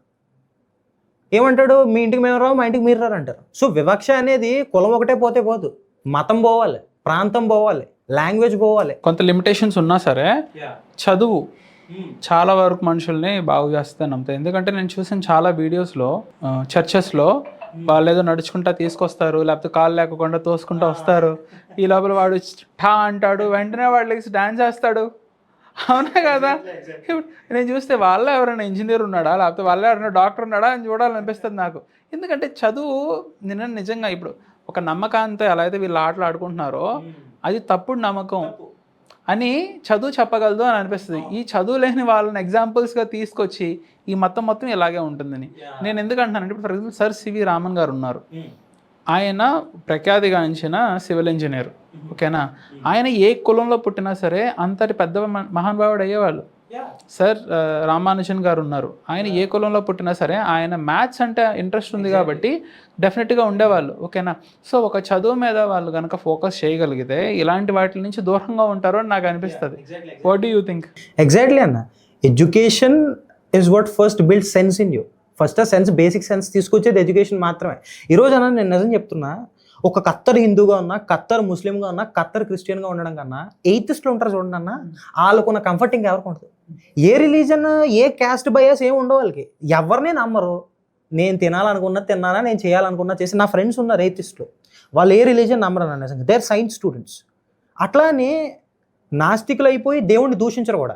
అలాంటి వాళ్ళు ఉన్నారు, వాళ్ళ కంఫర్ట్ లైఫ్ బతుకుతారు. ఎందుకంటే నేను ఏమంటున్నానంటే ఎక్స్ట్రీమ్గా వెళ్ళిపోతారు కదా, వాళ్ళకి సెన్స్ అనేది ఉండదు. నేను ఏమంటున్నానంటే చాలా మందికి ఈరోజు హిందూస్లో కూడా మూఢనమ్మకాలు ఎక్కువైపోతున్నాయి. చాలా డిస్టర్బింగ్ వీడియో అనమాట, ఇన్స్టాగ్రామ్లో చూసాను. ఒక చిన్ని పాప, ఒక 11 months, ఒక 8 months ఉన్న పాప మీద, ఆ పాపకి సంథింగ్ ఏదో డిసీజ్ ఏదో ఉందనుకుంటా. ఓకే. ఆ పాపని టెంపుల్ తీసుకొచ్చారు, టెంపుల్ మీద కూర్చోబెట్టారు. ఆ పాప మీద ఆ పూజారి ఎక్కి నడిచాడు. ఇది రియల్గా జరిగింది. కర్ణాటకలో ఒక దేవాలయంలో ఇంతకు ముందు అనమాట. మహారాష్ట్రలో కూడా ఒక దర్గాలో 10 months, 11 months, 1 year, 1.5 year ఉన్న పాపల్ని 100 feet నుంచి కింద పడేసారు. కింద ఒక జల్లెడలో కింద ఒక సారీ ఏదో ఎగ్జాక్ట్లీ అడిగితే వాళ్ళకి బ్యాడ్ అయిపోతుందని అంటున్నారు. అది నేను రీల్ చూసాను అన్న, అది రీల్ చూసాను. షాక్ అయిపోయిన, అరే అసలు మీరు ఏం చేస్తున్నారు? తల్లిదండ్రులు చేసిన పాపానికి ఆ లైఫ్ లాంగ్ ఆ బాధ అనుభవించాల్సి వస్తుంది ఆ పాప. ఒక మనిషి నమ్మకం సాటి మనిషి ప్రాణం కన్నా ఎక్కువైపోయింది. ఆ నమ్మకం ఎంత ఎక్స్ట్రీమ్ లెవెల్కి వెళ్ళిపోయిందంటే పక్కనోడు ప్రాణం ఉంటుందా పోతుందా అని ఆలోచించడానికి ఆ లెవెల్ కూడా దాటిపోయింది అనమాట. అంటే ఇలాంటివి చూసినప్పుడు అనిపిస్తూ ఉంటుంది అన్న. నెక్స్ట్ చాలామంది ఇంకా చాలా మూఢనమ్మకాలు, 1-2 కాదు, కొంచెం చిన్న ఉంటాయి. కాలు కొడుక్కొని ఇంట్లోకి రాకండి, ఇలాంటివి మనం పాటించవచ్చు. ఎందుకంటే అది శుభ్రం, బేసిక్గా ఉండే కొన్ని నమ్మకాలు ఉంటాయి, అవి మనం పాటించవచ్చు ఏ రిలీజన్ అన్నా. కానీ ఒక మనిషిని మనిషిలా చూడలేని ఎక్స్ట్రీమ్ మూఢనమ్మకాలు ఉంటాయి. నాకు అనిపించింది అనమాట, సరే నీ పిల్లడి కోసం నువ్వు దూకరా, నీ పిల్లడి మీద నువ్వు ఎక్కించుకుని నడిపించరా అని అనిపించింది. అసలు ఇంత దారుణం. క్రిస్టియానిటీలో కూడా, ఇస్లాంలో కూడా మూఢనమ్మకాలు అనేవి ఇప్పుడు బలంగా పెరుగుతున్నాయి. అయ్యప్ప స్వామి మాల వేసుకుంటున్నట్టు వీళ్ళు ఏసు మాల వేసుకోవటం, వీళ్ళు ఏసు మాల. అంటే ఇప్పుడు ఫర్ ఎగ్జాంపుల్ నీ కల్చర్, నువ్వు నీ రిలీజన్ అంటున్నావు, మా దేవుడు అంటున్నావు, అన్నీ అంటున్నావు, నువ్వు ప్రౌడ్గా ఉండరా అలాంటి ఏమి లేవు అని అవి కూడా తీసుకొచ్చి నువ్వు లేనివి నువ్వు ఎందుకు. ఇప్పుడు ఇక్కడ మాకు రాజమండ్రి దగ్గర మేరీమాత టెంపుల్ అని ఉంటుంది అన్న, కొంచెం దూరం వెళ్తే కొబ్బరికాయలు కొట్టేస్తారు, గుండ్లు కొట్టేస్తారు, మొత్తం ఇంకా యాక్చువల్గా పూజలు చేసినట్టు చేస్తారు. సో ఒకసారి మా వాడు అడిగినప్పుడు చెప్పాడు, హిందూ రాష్ట్రం అయిపోతే మరి క్రిస్టియన్స్ ముస్లిమ్స్ పరిస్థితి ఏంటంటే, ముస్లిమ్స్ ఏమీ తెలియదు, క్రిస్టియన్స్ అయితే సేఫేరా అన్నాను. ఎందుకంటే అలాగో వాళ్ళు కూడా హిందువుల్లోకి వచ్చేస్తారు అట్ లాస్ట్. ఇప్పుడు కరెక్ట్గా ఇస్కాన్ కూడా, ఇస్కాన్ అన్న యేసుక్రీస్తు కృష్ణుడు కొడుకు అని చెప్తున్నాను. అరే బాప్రే, నువ్వు అదే స్టార్ట్ చేయకు. నీకు తెలుసా క్రిస్టియానిటీ అంటే క్రిస్టియానిటీ కాదంట, కృష్ణ నీతి అంట. ఇప్పుడు చాలా మంది రిజర్వేషన్ ప్రైవేట్ సెక్టర్లో కూడా ఉండాలి అని అంటున్నారు. What are your thoughts about it? అంటే నా వరకు అన్న నాకు కొంచెం అంటే క్యాపిటలిజం అంటే బాగా అట్రాక్షన్ ఉన్న వ్యక్తిని కాబట్టి నేనేం ఫీల్ అవుతానంటే, ఇప్పుడు ప్రెసెంట్ ఎకనామికల్గా కూడా మనం గ్రో అవుతున్నాం. We are growing country, still developing country. రీసెంట్గా 4th లార్జెస్ట్ ఎకనామీ అని ఇది ఇట్లా చెప్పుకుంటూ వచ్చారు. సో నా వరకు నేనేం ఫీల్ అవుతానంటే ప్రైవేట్ సెక్టర్లో రిజర్వేషన్స్ వద్దని ఫీల్ అవుతాను. నెక్స్ట్ అయితే రిజర్వేషన్ ఉండకపోయినా ఎవరైతే బ్యాక్వర్డ్ క్లాస్ పీపుల్ ఉంటారో వాళ్ళలో బాగా చదువుకొని టాలెంట్ ఉన్న వాళ్ళు ఎవరైతే ఉంటారో వాళ్ళకంటూ ఒక ఫ్లెక్సిబిలిటీ ఉండాలి. ఉండడం అంటే కన్ఫర్మ్. నెక్స్ట్ ఉన్న డిస్క్రిమినేటరీ లాస్ అన్నీ కూడా బాగా పెంచాలి, బాగా స్ట్రిక్ట్ చేయాలి అనేది నా వర్క్. అంటే stop inequality by stopping discrimination, not by bringing quotas. Why not stop inequality by breaking the caste system? Yeah exactly, we can also do that అన్న. డిస్క్రిమినేటరీ లాస్ ఎట్లా తీసుకురావాలంటే, ఎందుకంటే ఫస్ట్ అన్న నా వరకు నాకు అనిపించేది ఏంటంటే ఫస్ట్ డివిజన్స్ తీసేయండి. ఈరోజు 100 క్యాస్ట్లు ఉన్నాయి. ఈరోజు ఒక ఓసీలో చూసుకుంటే ఎన్నో క్యాస్ట్లు ఉన్నాయి. నేనేం చెప్తున్నానంటే why not bring it completely into 1 OC, why not completely bring into 1 BC. సరే ఇప్పుడున్న జనరేషన్ మారదు. ప్రాటక్స్లో యాదగిరి పాసం గారు వచ్చి చెప్పారంట, చౌదరి క్యాస్ట్ అనేది, చౌదరీస్ చౌత్ అనే ఒక చౌత్ అంటే 4వ వంతు శిస్తు వేరే వాళ్ళ దగ్గర నుంచి తీసుకుని కట్టేవాడు. ఓకే, అలా కట్టే ట్యాక్స్ కలెక్టింగ్ ఏజెంట్స్ని చౌదరీస్గా అయ్యారు. గరికపాటి నరసింహారావు గారు ఏం చెప్పారు అంటే, రెడ్డిస్ ఉన్నారు కదా, రెడ్డిస్ కాపూస్ నుంచి విభజన అయ్యారు, అలా రెడ్డిస్గా అయ్యారు. ఓకేనా, సో ఒకప్పుడు వీళ్ళు కాపూసే. ఓకేనా, ఈ చౌదరీస్లో కాపులు ఉన్నారు, రెడ్డిలు ఉన్నారు, కమ్మవారు ఉన్నారు, మిగిలిన క్యాస్ట్ వాళ్ళు కూడా ఉన్నారు. ఓకేనా, సో ఇది ప్రమేయం లేకోకుండా, కొన్ని వర్గాల ప్రమేయం లేకోకుండా ఏర్పడిన క్యాస్ట్. ఓకేనా, వీటికి అథెంటిసిటీ ఏమీ లేదు, వేదాస్లో లేరు, స్మృతుల్లో లేరు. ఓకేనా, సో ఇలాంటి క్యాస్ట్ వీళ్ళు కూడా మాకు ఎన్ని సంవత్సరాల చరిత్ర ఉంది, వీళ్ళు మాకు ఎంత ఇంపార్టెన్స్ ఉంది అని అనుకుంటున్నారు తప్ప, వాళ్ళకి నిజంగా చెప్పాలంటే ఒక రిలీజియస్ పరంగా ఒక ధర్మం ప్రకారంగా వాళ్ళకి ఆ ఇంపార్టెన్స్ లేదు. ఇంత చాలా క్లియర్గా ఉంది. అఫ్కోర్స్ ఇప్పుడు వాళ్ళ ఫ్యామిలీకి కిన్గా ఆలోచించి మా ఫ్యామిలీ కాబట్టి, ఇది మా ఎక్స్టెండెడ్ ఫ్యామిలీ కాబట్టి మేము ఇంపార్టెన్స్ ఇచ్చుకుంటామంటే ఐ అగ్రీ, దానిలో తప్పేమీ లేదు. ఓకేనా, ఎందుకంటే ఇప్పుడు ఫర్ ఎగ్జాంపుల్ ఎందుకంటే వాళ్ళు కూడా కలవాలని చూస్తున్నారు కాబట్టి. ఓకేనా, కాకపోతే మీరు మాకు ఈ ఒక ట్రెడిషన్ అనేది ఏర్పరచుకుని మీరే డివిజన్స్గా తీసుకుంటే, కొన్ని ఇయర్స్ బ్యాక్ చౌదరీస్కి నాయుడుస్కి పడేది కాదు, కానీ చౌదరీస్ ఉన్న నాయుడుస్ ఉన్నారనే విషయం వాళ్ళకి తెలియట్లేదు. ఇప్పుడు రెడ్డిస్కి ఒక ఏరియాలో ఒక రెడ్డిస్కి నాయుడుస్కి పడేది కాదు, కానీ రెడ్డిస్ వచ్చింది నాయుడుస్ నుంచి అని వాళ్ళకి తెలియట్లేదు. అర్థమవుతుందా? అంటే కాలక్రమేణా వచ్చేసరికి ఒక క్యాస్ట్ నుంచి వేరే క్యాస్ట్ ఏర్పడి వాళ్ళల్లో వాళ్ళే కొట్టుకుంటున్నారు. మనం అందరం ఒక్కటేనే కాన్సెప్ట్ మర్చిపోయారు వీళ్ళు.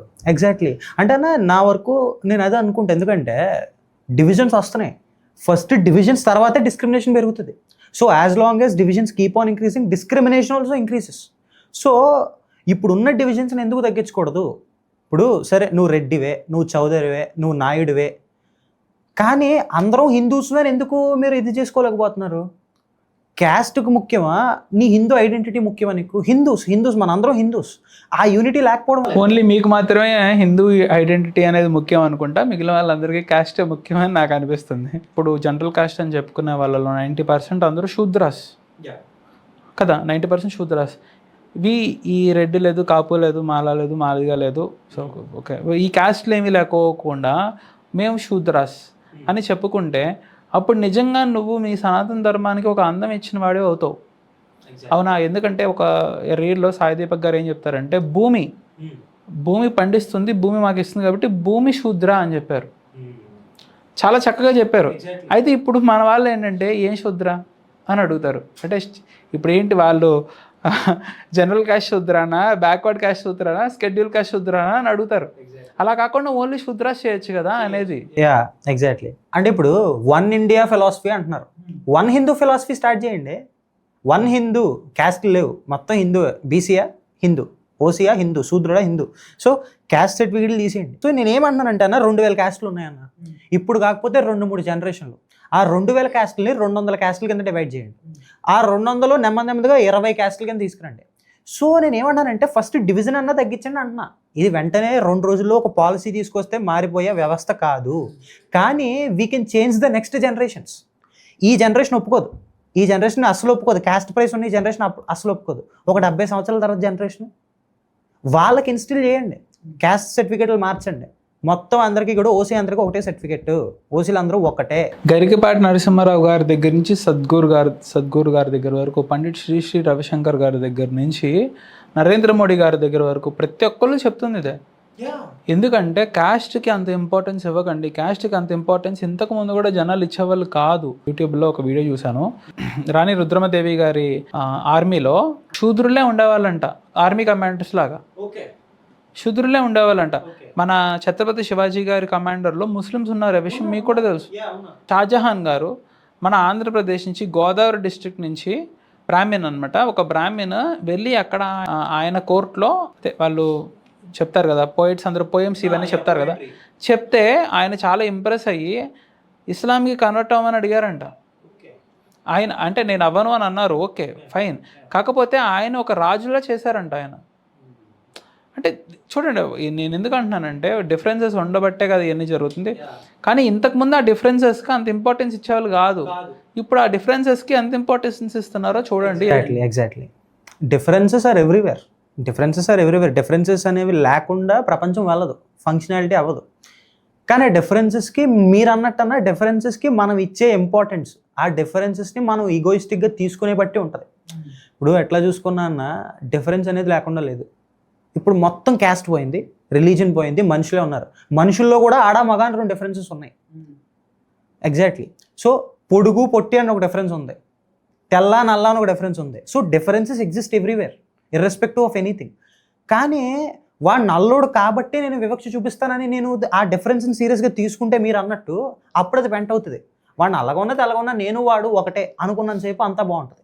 సో ఇక్కడ డిఫరెన్స్ మీరు అన్నట్టు డిఫరెన్సెస్ని సీరియస్గా తీసుకుంటున్నారు జనం, అక్కడ ఇష్యూస్ వస్తున్నాయి, ఈ క్యాస్ట్ ఇష్యూ కానీ రిలీజన్ ఇష్యూ కానీ. సో నా వరకు అన్న ప్రైవేట్ సెక్టార్లో ఇది నేను చెప్పినట్టే ఈ క్యాస్ట్ సిస్టమ్ ఫస్ట్ అబాలిష్ చేయాలి. ఈ క్యాస్ట్ సిస్టమ్ ఏదైతే ఉందో దాన్ని అబాలిష్ చేయడం అంటే ఒక్కరోజు ఓవర్నైట్ అయ్యే పని కాదు. నెమ్మదిగా క్యాస్ట్ని మర్జ్ చేయండి. మర్జ్ చేస్తూ ఉంటే క్యాస్ట్ మర్జింగ్ జరిగితే మొత్తం ఒక్కసారి దగ్గరకు లాగడానికి ఉంటుంది. ఇప్పుడు ఉన్న వాళ్ళు దగ్గరకు లాగలేము, ఓకే. నెక్స్ట్ 4-5 జనరేషన్స్ కన్నా అబ్బుతుంది. ఎందుకంటే మీరు ఎలా చేస్తారు, ఈరోజు చిన్నపిల్లలకి ఒక వే ఆఫ్ హిస్టరీ ఎలా టీచ్ చేశారు, చిన్నప్పటి నుంచి టెక్స్ట్ బుక్స్లో ఒక్కొక్క క్లాస్ చదువుకుంటూ వస్తే వాటికి సొసైటీ తెలుస్తుంది. అలాగే సొసైటీలో కూడా నెమ్మదిగా ఇంప్లిమెంట్ చేసుకుంటూ రావాలి. కిరణ్ శర్మ గారు అని ఒక ఆయన ఏమన్నారంటే ప్రజలందరూ ఆలోచించాలి. ఇప్పుడు కలెక్టర్ గారు ఉన్నారు, కలెక్టర్ గారి దగ్గర లోపలికి మనం వెళ్తే ఆయన కూర్చుంటారు, మనం నుంచుంటాం. ఆయన ఓకే మీరు వచ్చి కూర్చోండి అనేది వరకు మనం కూర్చోం, ఓకేనా. అంటే ఇప్పుడు మనం మనకు రెస్పెక్ట్ ఇచ్చినట్టు కాదా? రెస్పెక్ట్ ఇస్తున్నట్టే. ఇప్పుడు ఆయన దగ్గర క్లర్క్ ఒకతోటి పనిచేస్తాడు, ఇప్పుడు ఆయన కూర్చుని ఉంటారు, కానీ క్లర్క్ మాత్రం నుంచుని ఉంటాడు. ఇప్పుడు మరి అంటే ఇప్పుడు క్లర్క్కి రెస్పెక్ట్ ఇచ్చినట్టు, క్లర్క్ మీద వివక్ష చూపించినట్ట కాదు. అంటే స్టూపిడ్ ఆర్గ్యుమెంట్. ఎందుకు స్టూపిడ్ ఆర్గ్యుమెంట్ అంటున్నారంటే ఈ క్లర్క్ వాళ్ళ కొడుకు ఓకేనా యోగ్యుడైతే అతను కలెక్టర్ అవ్వచ్చు, కలెక్టర్ వాళ్ళ కొడుకు యోగ్యుడు కాకపోతే అతను క్లర్క్ అవ్వచ్చు. కానీ ఎంత చదివితే నీ కులం మారుతుంది, నువ్వు ఎంత యోగ్యుడు అయితే నీ కులం మారుతుంది, అవునా కదా? నువ్వు బౌండరీస్ని ఫిక్స్ చేసేసి దానికి దీనికి కంపారిజన్ చేసి ప్రజల్ని మభ్యపెట్టాలని చూస్తే ఎట్లా? అసలు అడ్వాంటేజ్లో కలెక్టర్ వాళ్ళ కొడుకు అడ్వాంటేజ్లోనే ఉన్నాడు కాదు అనట్లా. కాకపోతే ఆ అడ్వాంటేజ్ని మాస్క్ చేయడం కోసమే కదా రిజర్వేషన్ పాలసీస్ అనేది తీసుకొచ్చింది. ఆ అడ్వాంటేజ్ అనేది ఎందుకంటే ఇప్పుడు కలెక్టర్ వాళ్ళ కొడుకు ఫిక్స్ అయింది అనుకోండి, అంటే ఇప్పుడు కలెక్టర్ వాళ్ళ కొడుకు కలెక్టరే అవ్వాలి అని అన్నాడు అనుకోండి, ఇంకా క్లర్క్ వాళ్ళ కొడుకు క్లర్కే అవ్వాల్సి వస్తుంది. ఇప్పుడు ఇన్ఎఫిషియన్సీ ఎవరు పెంచుతున్నట్టు? కన్సాలిడేటెడ్ ఆంధ్రప్రదేశ్ ఉన్నప్పుడు high court chief justice retired high court chief justice అనుకుంటా, వాళ్ళ కోడల్ని ఇంట్లో డౌరీ ఎక్కువ తీసుకురాలేదని చెప్పి ఆయన, వాళ్ళ ఆవిడ, వాళ్ళ కొడుకు ముగ్గురు కలిసి కొట్టారు. ఈ వీడియోలు బయటకు వచ్చినాయి. హైకోర్టు చీఫ్ జస్టిస్ గురించి మాట్లాడుతున్నాం. వాళ్ళు ఒక బ్రాహ్మణ్ కమ్యూనిటీకి చెందిన వాళ్ళు. బ్రాహ్మిన్స్ అంటే మంచిగా ఉంటారు, షెడ్యూల్ కాస్ట్ అంటే చెడ్డగానే ఉంటారు, షెడ్యూల్ కాస్ట్ అంటే మంచిగానే ఉంటారు, బ్రాహ్మిన్స్ అంటే చెడ్డగా గురించి మాట్లాడట్లా. నేనేమంటున్నానంటే కులం వల్ల నీ గుణం నువ్వు అంచనా వేయలేవు అంటున్నా. నేను పలానా కులంలో పుడితేనే పలానా వాళ్ళు తెలివైన వాళ్ళు అవుతారు అని అనుకోవటం మూర్ఖత్వం. పలానా కులంలో పుడితేనే పలానా వాళ్ళు మంచి వాళ్ళు అని అనుకోవటం మూర్ఖత్వం. ఇప్పుడు మనం ఇంత క్లియర్గా డౌరీ గురించి హైకోర్టు చీఫ్ జస్టిస్ ఇలా చేశారు అని అంటే వాడి గుణం ఏంటి ఇక్కడ తెలిసిపోవట్లే మనకి. అవును కాదు. ఇప్పటివరకు స్కామ్స్ చేసిన వాళ్ళు చూడు, 2G స్కాము, సత్యం స్కాము, కామన్వెల్త్ గేమ్స్ స్కాము, ఓకేనా. ఈ స్కామ్లు చేసిన వాళ్ళందరూ దళిత్సా? ఈ స్కామ్లు చేసిన వాళ్ళందరూ ఆదివాసీసా? వాళ్ళు బ్యాక్వర్డ్ కాస్టా? అంటే ఇప్పుడు ఎవడైనా వచ్చేసి లేదురా ఈ జనరల్ కాస్ట్ వాళ్ళు స్కామ్లు చేస్తారని అంటే మూర్ఖత్వం కదా. నువ్వు ఎందుకు ఒక యాట్రిబ్యూట్ని, టాలెంట్ని, ఓకేనా, లేకపోతే ఒక గుణాన్ని నువ్వు ఒక క్యాస్ట్కి నువ్వు అంటగట్టితే అక్కడితో ఆ క్యాస్ట్ మీద నువ్వు రుద్దుతున్నట్టే కదా. వాళ్ళలో నాలో ఏదో తప్పు ఉందిరా అని పెరుగుతారు ప్రతి ఒక్కళ్ళు. చోర్టపురం అనే ఏరియా ఉంది, majority of the people backward క్యాస్ట్కి చెందిన వాళ్ళు. అయితే వాళ్ళందరికీ చదువు లేదు. చోర్టపురం అనేది ఇంకొకటి, అది మారుమూల ప్రాంతంలోనే ఉంటుంది. వాళ్ళకి పొలాలు లేవు, వాళ్ళకి సస్టైన్స్ ఎట్లా? కూలీ నాలి చేసుకుని బతకాలి. కూలీ నాలి చేసుకుని బతుకుతున్నా సరే మీరు అలాంటి ప్లేస్ నుంచి వచ్చారు కాబట్టి మేము మీకు ఇయ్యం ప్లేస్ అని అన్నారు. మరి ఇప్పుడు వాళ్ళు ఎలా పెరిగేది? వాళ్ళ జీవన విధానం ఎట్లా? దొంగతనాలు స్టార్ట్ చేశారు వాళ్ళు. ఇప్పుడు తప్ప ఎవరిది? సొసైటీ తప్ప వాళ్ళు తప్ప? సొసైటీదే. ఇప్పుడు నీకు అలా ఏర్పడుతున్నారు అక్కడ అని తెలిసినప్పుడు నువ్వేం చేయాలి? నువ్వు పోలీసులు కాదు పంపించాల్సిందే, స్కూల్స్ పెట్టాలా. మీకు అవకాశం కల్పిస్తాం, ఆపేయండిరా, మీకు మీ లైఫ్ బాగు చేస్తాండ్రా. అంటే ఇప్పుడు ఏదైనా సరే అన్న, ఎవరికి కూడా ఆ రిస్క్ తీసుకోవాలి, లైఫ్ని రిస్క్లో పెట్టాలి ఎవరికీ ఉండదు. సాఫీగా జీవితం వెళ్ళిపోద్ది అంటే ప్రతి మనిషి బతికడానికే చూస్తాడు. ఇప్పుడు అలాంటి వాళ్ళు, అలాంటి మొత్తం ఒక గ్రూప్ అంతా కూడా ఇది చేయాలి అని డిసైడ్ చేసుకున్నారంటే వాళ్ళకి ఎన్ని అవకాశాలు లాగా చేసి ఉంటారు. అది సింపతైజ్ చేయట్లే, చేసేది తప్పే. కానీ ఆ తప్పుకి అవకాశం దొరికే సొసైటీది కూడా తప్పే అంటున్నా. ఆ తప్పు ఏర్పడుతుందంటే, ఆ తప్పుకు ఒక అవకాశం దొరుకుతుందంటే వాళ్ళకి, సో సొసైటీస్ బేస్లెస్. అక్కడ శ్రీలంకలో కరువు వచ్చింది, మొత్తం గవర్నమెంట్ హాస్పిటల్, స్కూళ్ళు ఇవన్నీ కూడా మొత్తం ధ్వంసం చేసి ఎక్కడ ఏది ఉంటే తీసుకెళ్ళిపోతున్నారు. అక్కడ ధ్వంసం చేసి తీసుకెళ్తుంది వాళ్ళ తప్పు కాదు. వాడు కడుపుకి ఆకలేసింది, కడుపుకి చివరి ఆకలేస్తే నువ్వన్నా నేనన్నా చేయాల్సింది అదే పని. పోను వాడి కడుపుకి మార్చుకొని చేస్తాడు, కన్న పిల్లల్ని చంపుకోలేడు కదా. కానీ తప్పక చేస్తాడు, అది వాడికి తప్పదు అది. సో ఇప్పుడు అక్కడ వాడు చేసిన తప్పు కాదు, వాడు చేసిన తప్పే. కానీ ఆ తప్పుకి ఎవరైతే కారకులు అవుతున్నారో వాళ్ళు ఇంకా పెద్ద తప్పు. ఫస్ట్ వాళ్ళని వేయాలి, తీసుకెళ్ళి లోపల నీ వ్యవస్థను లోపల వేసుకో ఫస్ట్, తర్వాత వాళ్ళమే పడేయడు. తప్పు వాళ్ళు చేసేలా అవకాశం ఇస్తుంది నువ్వే, మళ్ళీ వాళ్ళు తప్పు చేశారా అని చంపుతుంది నువ్వే. రెండు నువ్వే చేసేస్తున్నావు, మధ్యలో ఇటు నలుగుపోతున్నాడు, ఇటు చచ్చిపోతున్నాడు. ఇది ఎవరు అర్థం కావట్లేదు. సోషల్ మీడియాలో ఏంటంటే ఒక ప్రాపగాండా చేసేసి ఈడు యాంటీ నేషనల్ దేశద్రోహ అని ఒక ముద్ర వేసేస్తే సరిపోద్ది. ఏంటంటే ఈ గవర్నమెంట్కి అగేన్స్ట్కి వెళ్తే అంటే యాంటీ నేషనల్ అంట, ఆడి గవర్నమెంట్కి అగేన్స్ట్కి వెళ్తే దేశద్రోహం. నీకు తెలుసా రీసెంట్గా బీహార్లో ఒక ఎమ్మెల్యే అనమాట, ఒక ఎమ్మెల్యే ఒక అమ్మాయిని రేప్ చేశాడు. రేప్ చేసిన తర్వాత ఎలక్షన్స్ వచ్చినాయి, బట్ గెలిచాడు. మన జ్యుడిషియరీలో ఒక జడ్జి అనమాట, ఓకే, అతను supreme court one of the justices సుప్రీంకోర్టులో, అతని మీద రేప్ ఎలిగేషన్స్ వచ్చినాయి. ఎలిగేషన్స్ వచ్చినప్పుడు ఆ కేసు వేసింది ఆ అమ్మాయి. వేసినప్పుడు ఆ జడ్జి తీర్పు ఎవరిచ్చారు తెలుసా? అతనే ఇచ్చుకున్నాడు. నువ్వు ఆలోచించు. ఎందుకంటే బుద్ధున్నవాడు ఎవరికైనా సరే ఈ విషయం క్లియర్గా అర్థం అవుతుంది. కానీ అర్థం అవ్వకపోవడానికి కారణం ఏంటో తెలుసా? ఆ కులం మీద, ఆ మతం మీద ఏర్పడిన పార్టీలు. అంతెందుకు, మొన్న ప్రజ్వల్ రేవన్న కేసు, బుద్ధున్నవాడు ఎవడైనా సరే వాడికి ఓట్లేస్తారా? అవునా?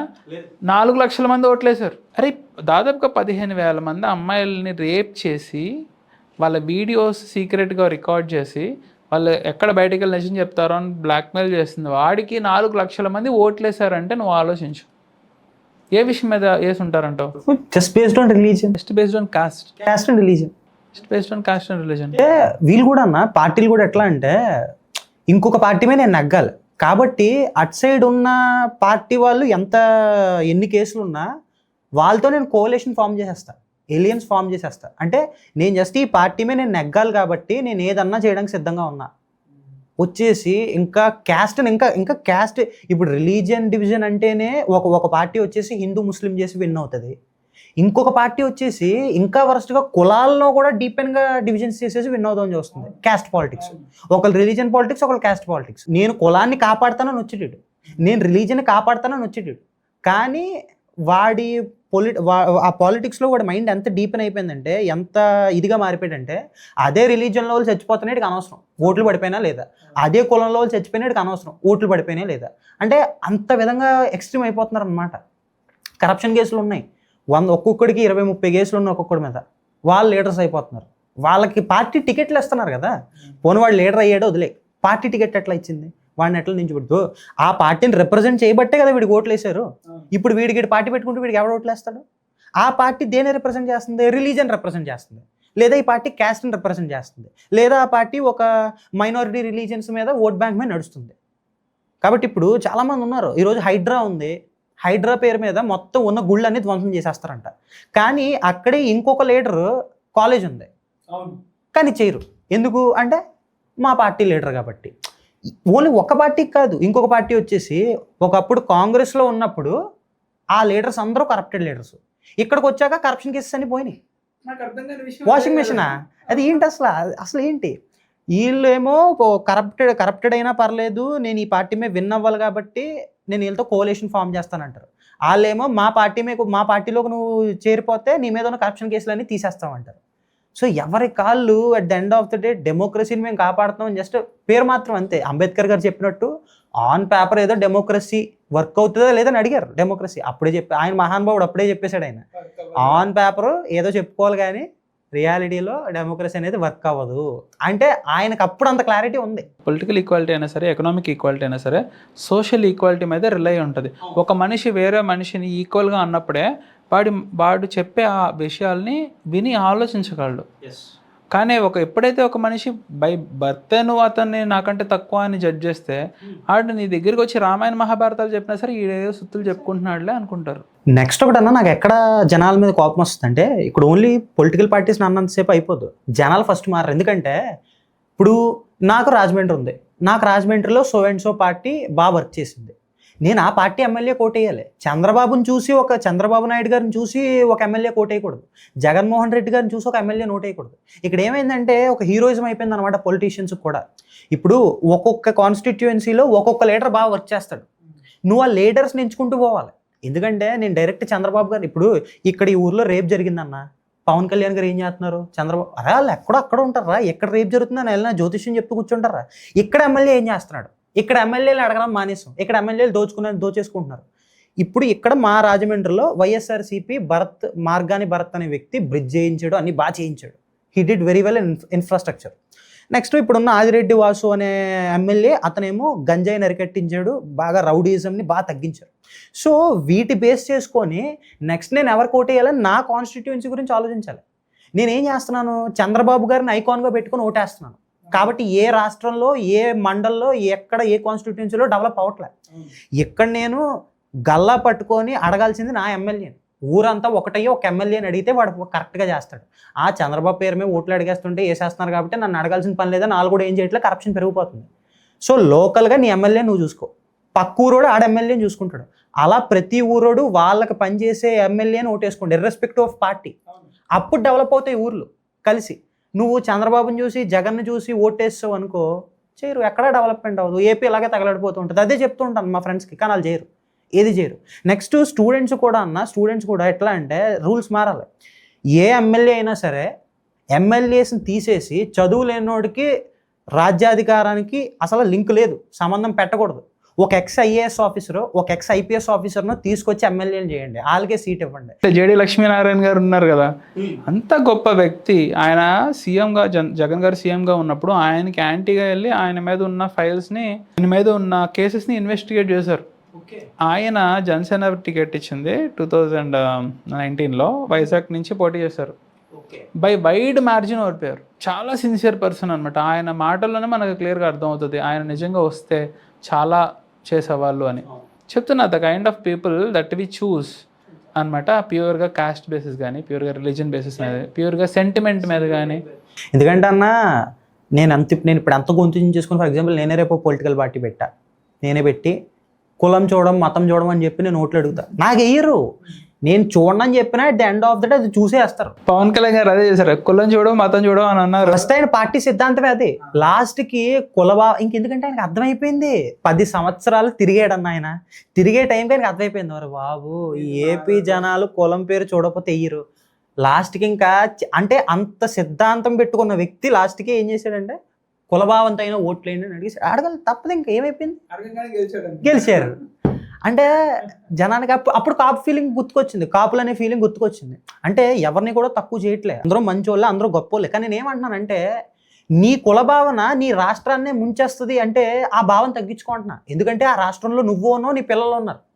ఇప్పుడు నీ పిల్లోడికి ఏం కావాలి, నీ పిల్లోడు కాపు అయినా కమ్మైనా ఏదైనా ఆడికి at the end of the day 2 పూట్ల అన్నం కావాలి. ఆడి పిల్లల్ని ఆడు చూసుకోగలగాలి, ఆడి ఇంకొక 4 తరగాలని పెంచగలగాలి. నువ్వు అదంతా మర్చిపోయి దాన్ని ఫుల్ఫిల్ చేసే గవర్నమెంట్ని వదిలేసుకొని జస్ట్ నా కులం కాబట్టి నాయకుడు ఓటేస్తాను అంటున్నావు. సో అంటే నీ కులభావంతో నీ భవిష్యత్తుతో పాటు నీ పిల్లల భవిష్యత్తును కూడా నువ్వే నాశనం చేసేస్తున్నావు. అది నీకు అర్థం కావట్లే, అది ఎవరికి అర్థం కావట్లే. ఇప్పుడు నేను వెళ్ళన్నా కులం వద్దనంటే నాకు ఎవడు ఓటేయడు. అదే మా కులం వాళ్ళని ఇది అంటున్నారు, మన కులం వాళ్ళని అందరినీ ఇది అంటున్నారా, మీకు పౌరుషం లేదా, మీకు రోషం లేదా, నాకు ఓటేరా అనుకో, వెంటనే మెజారిటీ నేనే ఎమ్మెల్యే అయిపోతాను. జస్ట్ చెప్తాను ఏంటంటే ఈ రోజుల్లో ఇండియాలో కూడా ఒక ఎమ్మెల్యే ఒక ఎంపీ అయిపోవడం పెద్ద విషయం కాదు. నిజం చెప్తున్నాను. అంటే ఈడేంట్రా కూర్చొని చెప్పేస్తాడు, ఏదో కూర్చొని పాడ్కాస్ట్ ఇచ్చడం చాలా ఈజీ అనుకుంటారు. ఏం లేదు, ఒక కాలేజ్లో ఒక పెద్ద కాలేజ్ చూసుకొని ఒక రిలీజన్ మీద హిందుత్వవాదం మీద ఒక స్టూడెంట్ యూనియన్ ఫామ్ చేసి అదే హిందుత్వవాదం మీద క్యాస్ట్లు విడగొట్టి నా క్యాస్ట్ వాళ్ళతో ఓటేయించుకొని నేను కార్పొరేట్ ఈజీగా అవ్వచ్చు. చాలా ఈజీ అది. ఎందుకంటే జనం మంచి కన్నా చెడుకు ఎక్కువ అట్రాక్ట్ అవుతారు, పీస్ఫుల్నెస్ కన్నా వైలెన్స్కి ఎక్కువ అట్రాక్ట్ అవుతారు. కూర్చొని నాన్ వైలెన్స్ ఏదో వెళ్దామంటే ఆవిడ ఒప్పుకోడు, కర్రలు ఇచ్చుకొని కొడేసుకుందాం అంటే 10 మంది కర్రలు ఇచ్చుకొచ్చేస్తారు. సో విత్ ఇన్ సొసైటీ అది ఇంకిపోయింది కాబట్టి మార్చలేకపోతున్నాం. ఎంత ట్రై చేసినా సరే ఎక్కడో ఉన్నారు కొంతమంది అక్కడెక్కడ పీస్ఫుల్నెస్ని కోరుకునేవాళ్ళు. కానీ మొత్తం సొసైటీ ఏంటంటే అదొక టైప్ ఆఫ్ నెట్లో అయిపోయింది అనమాట. ఈ నెట్ నుంచి బయటికి రాలేకపోతున్నాం. అదన్నా. That is today's episode. For more interesting podcasts, do subscribe to Pittagoda and Pavan Sanatani and do follow us on Instagram. Thank you.